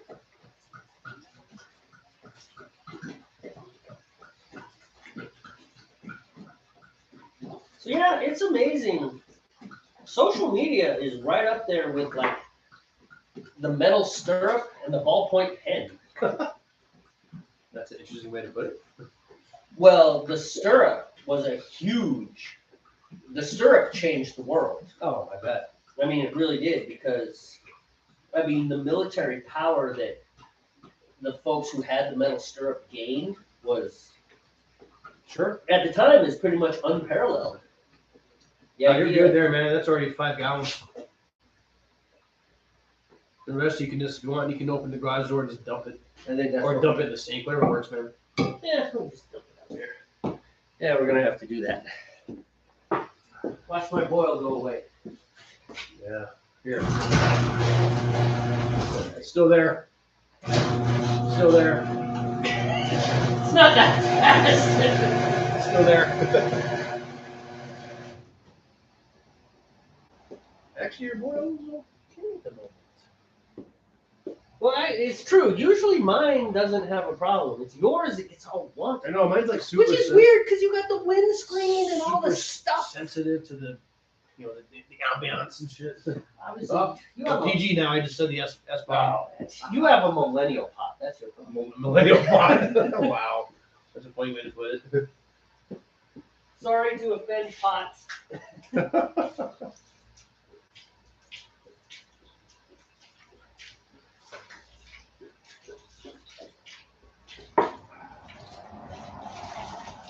All right. Now your boil's looking good, man.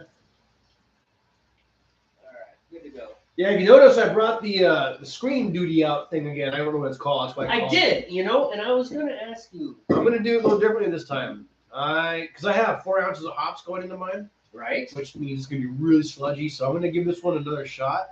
I'm gonna Put it in with that. right up, because it doesn't really matter. All that matters is that the oils come off the hops, which is what's going to What's happen. gonna They're going happen. to go right through that and I screen. can just kind of go, I can swirl around in there, and then that way this stays on the top, so I'm not, doing anything stupid with it, like burning my finger like last time. So I'm gonna give it another shot, see if this thing will work out for me. I think it'll be fine. It should be fine. I think it'll be all right.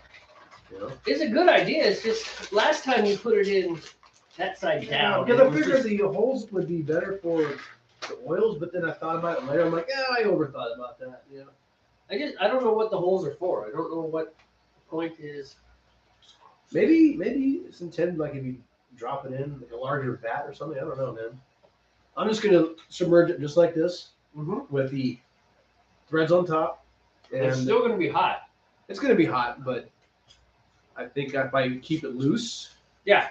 Don't then tighten it down. Don't tighten it down. All I gotta do is lift it up and add my next set of hops, and I think it'll be fine. In the words of the critical drinker. Yeah. It'll be fine. If you swirl it, it will drain faster. He's right. Yeah, you're right. True. That does it. Last But I time, didn't, and I didn't see your comment until I was done. right?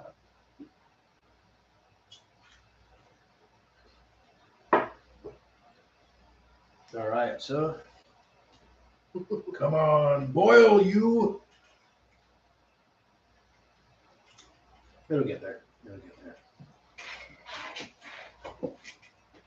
So we should probably either leave the door there.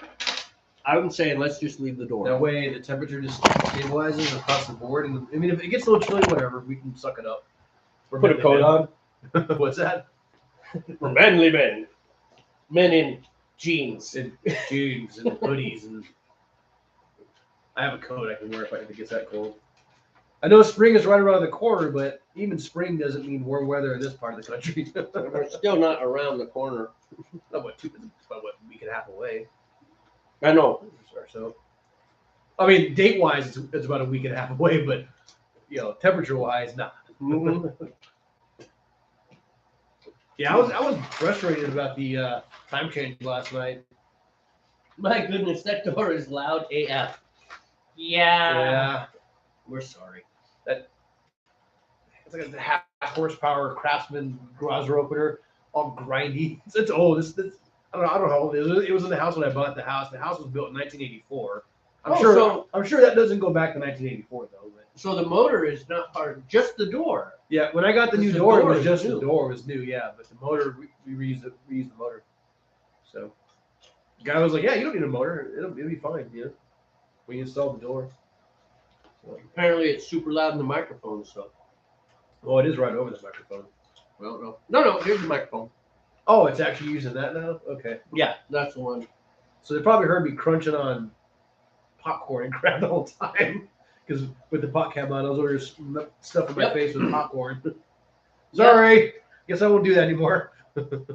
See, now this is showing that Nathan is gone again.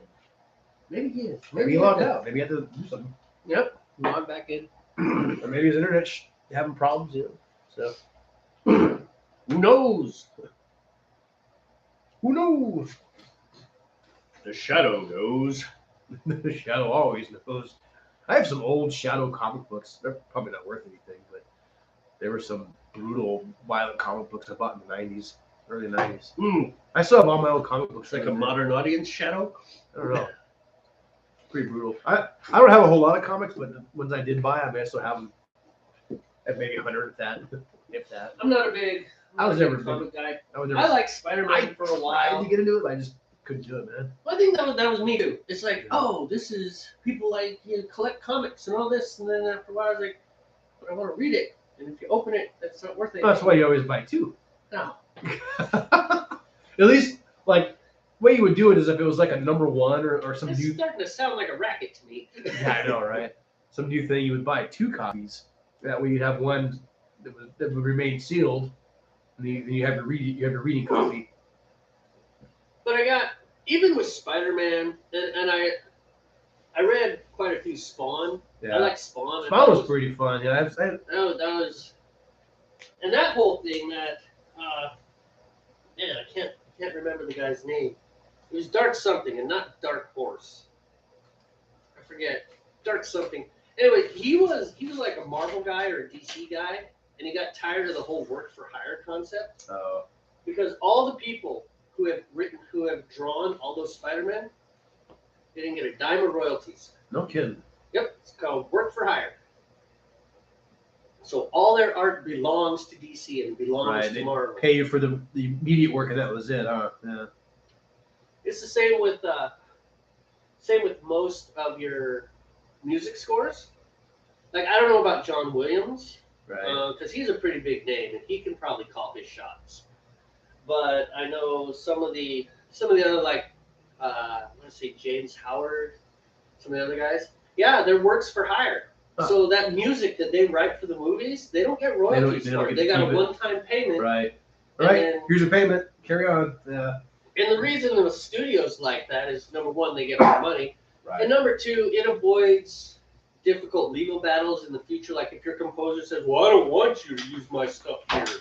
And stuff. It's like, and because he still owns the copyright, he or she, look at me being politically correct, because he still owns that, he can actually bring a legal suit.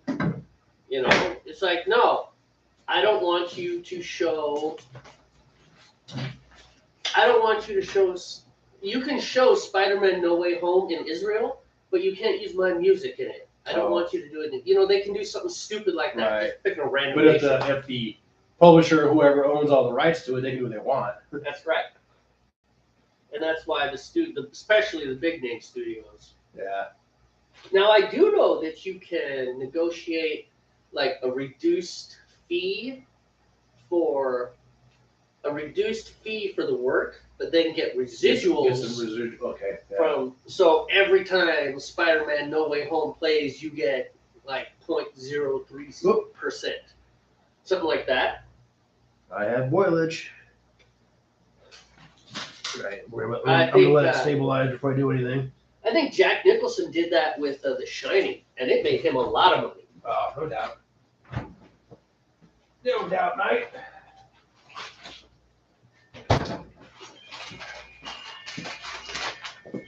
Okay, a little too aggressive.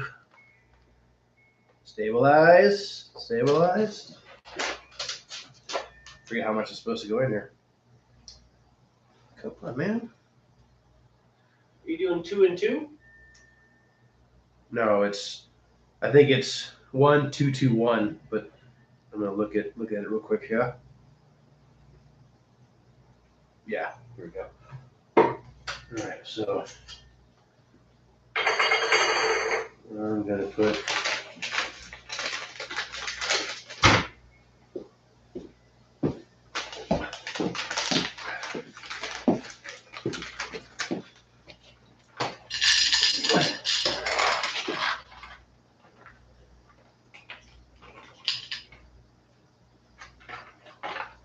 Oh, the time change. And Nathan's back and he's gone. Maybe he's still there. Maybe I don't count as a viewer. I don't know. The thing just said 1 viewer. But Nathan says, I'm happy about the time change. Means I can get more woodworking done before dark after my day job. Oh no, I wasn't complaining about the time change. I'd forgotten about it and had to be up early today. And I was just like, damn it. It was a it was hard getting out of bed today too. In fact, the poor animals didn't get breakfast until after church. I went to bed really late. It was almost 1 o'clock in the morning when I went geez, to bed. And then my alarm was set for 8, which means I only got about 6 hours because I lost an hour. I had to take Riley to work. Okay, why is there a Darkwing Duck? No. I think it's Dark Horse Comics. Yeah, Dark Horse Comics is a brand, or publisher or whatever. I really like Darkwing Duck. All 5 episodes. That's all I made? It didn't last very long, huh? No, I remember Darkwing Duck. That was a problem with Disney. They made a lot of. They were actually good cartoons. They were like, I really enjoyed them. I'm sure if I watched them again, I wouldn't enjoy them nearly as much because they were children's stuff. But like DuckTales and Darkwing Duck and the one with the plane, with Cloud Kicker and Baloo the bear. I forget which that was. one. That was DuckTales. Was that DuckTales? Yeah, with Connor, whatever his name. Or no, yeah.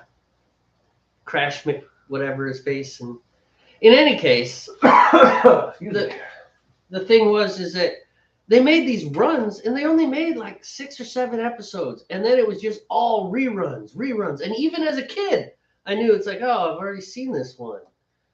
It's like, can we get 4 times? a little more original here? I remember being very disappointed by that. I lost my phone. Of course. I tend to do that in your garage. I have moved. Oh no, I was saying of course to my sinuses and throat being difficult. Moved a total of 14 feet, and I lost my phone. I can't tell if this is a good boil or not.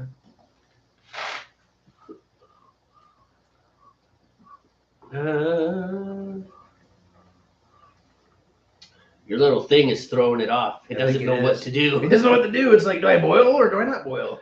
It's kind of moving itself around. It's moving. It's alive, Steve. Just let it roll, man. The mesh tube's alive. I'd give it a little more. See, watch. I do that, and it's gonna be just a little more. Just a skosh. Just a skosh, don't you know? Maybe fine. All right, boils are on. Both sets are boiling. Got your timer going? Timer is going. I'm going to take this moment. Actually, not yet, since you're on pot cam. After pot cam. After pot cam? Well, when there's no cords in my way, I'm going to do some cleanup.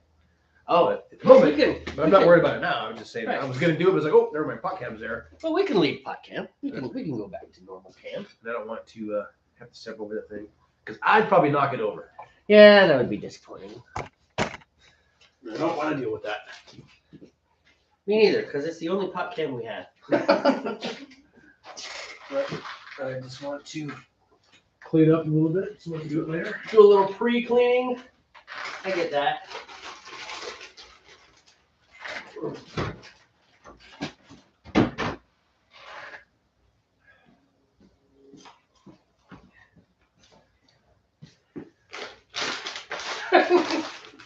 What? Blather Skype. That was a great word. Oh, that's what Nathan said? No, that was the one where the one guy turned into he had the suit, and that was the magic word that made the suit activate. Oh, okay. All right. There we go. Good chunk of the mess is squared taken care of. Poor millennials. They don't get all these good things that we got. All right, so at 30 minutes, I'm going to put my next set of ounces in there. So you go 2 more at 30 and then 1 more at 0. really? Well, I guess it's a bitter. And they are East Kent Golding, so Yeah, it's going to be like earthy. it's not like Citra hops or anything.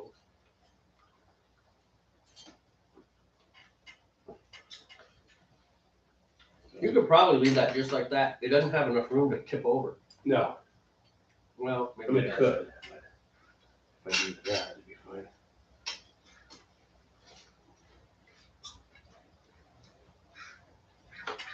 Are they all up in... How many fingers am I holding up? Yeah, the boils push them all to the top. I remember that one of our very early episodes where we're like, oh, you guys need to see this. And I put the camera right over the pot. It just fogged the whole thing. It's like, oh, you don't get to see anything now. Never mind.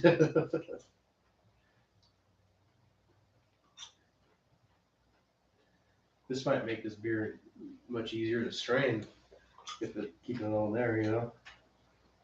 Yeah, we'll have to see the overall effect at the end of it. But yeah, they're all at the top. This is fine.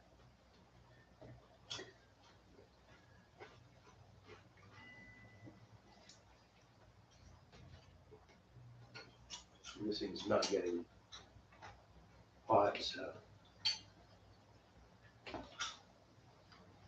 I gotta lose myself. I'm gonna come over here. Let's keep this. I don't think it'll have too much of an effect though, because I know guys use little muslin sacks for doing hops. Yeah. Which is going to do the same thing. It's going to keep all your hops kind of. That's the whole idea, is just to minimize the grist in there, you know. It's like a reusable muslin sack. Yeah, exactly. Yeah, the guy I work with gave me that. You know, he does brewing also. He was like, "Hey man, I got this for you." Like I guess he did. He bought a bunch of gear and he came with 2 of them. He's like, "I don't need 2. You can have it." Isn't this the guy that drinks his beer right after he boils it? Oh, I don't think so. No, that was a joke. It's like there was one guy you were talking about who he's like, Oh, yeah, I don't do secondaries anymore. Well, I yeah, don't do any of that that's right. stuff. Yeah, one of the guys, another guy I worked with. He's not on my shift anymore, but after a while he just stopped doing secondary. He brew it and Let it ferment. he ferment it, and then he keg it or kegger bottle. I forget what he said he did, but he didn't do secondary anymore. He just went from A to B, man. But hey, whatever. You know, do each your own. Maybe it worked for him. You know? Maybe he had a filtration process where he didn't have to do all that stuff. You know. I'm just seeing that being some real farty beer. Right. Lots of trub in there. Trub. And I would say farty beer. It's a farty beer. It's fart beer. This is flatulent IPA. I don't know, because the yeast is still doing its thing. You know, when you go into secondary, the yeast is still working. Yeah, so he probably bottles it and it come up carbonated, just it's the way he wanted it. No, I don't think he's doing anything wrong by doing it. It's just unorthodox, but I don't think it's wrong. Yeah. If he likes the product, then there you go. Right. I mean, the beer that we make for ourselves. So if someone else doesn't like it, then oh well. You know what I mean? Who cares? Not like we're trying to distribute it or sell it.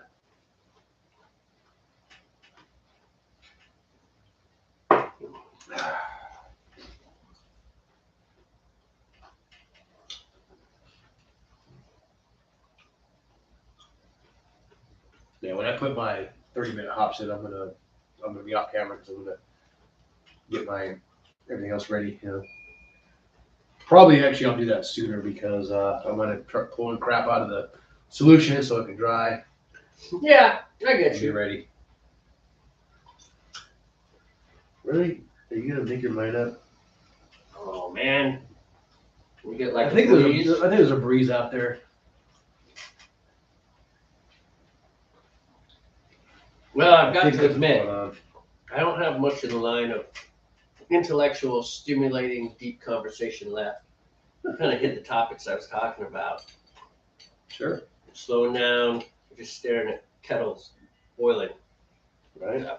That's right. So that means it's time to go. Nathan, if you're still here, thank you for hanging out. As always, you really are our most faithful viewer.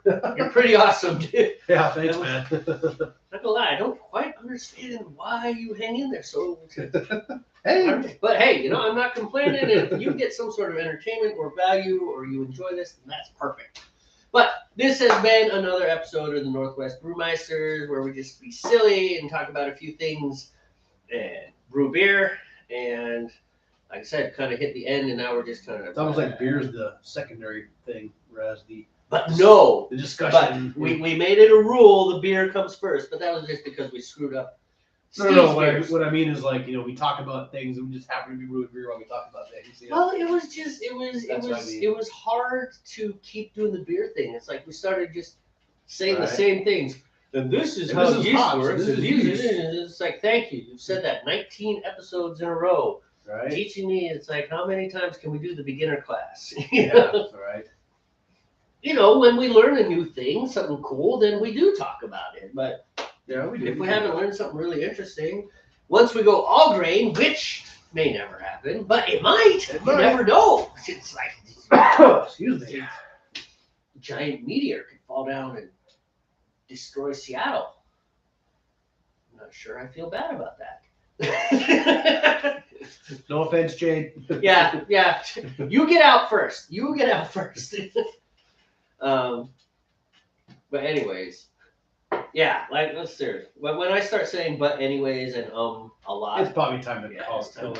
All right. Hey, thank you very much for being here. For those of you watching on the replay, you're awesome too. Make sure you subscribe and hit the bell and all the things. It's there. The doobly-doos and whatever the. Yeah, there's just click everything. Click it. I mean, you don't have to watch. You just be a subscriber. We'll feel better about ourselves. No commitment on your part. It's right. Like this win-win dopamine storm. It's great. So relax. Don't worry. Have a homebrew.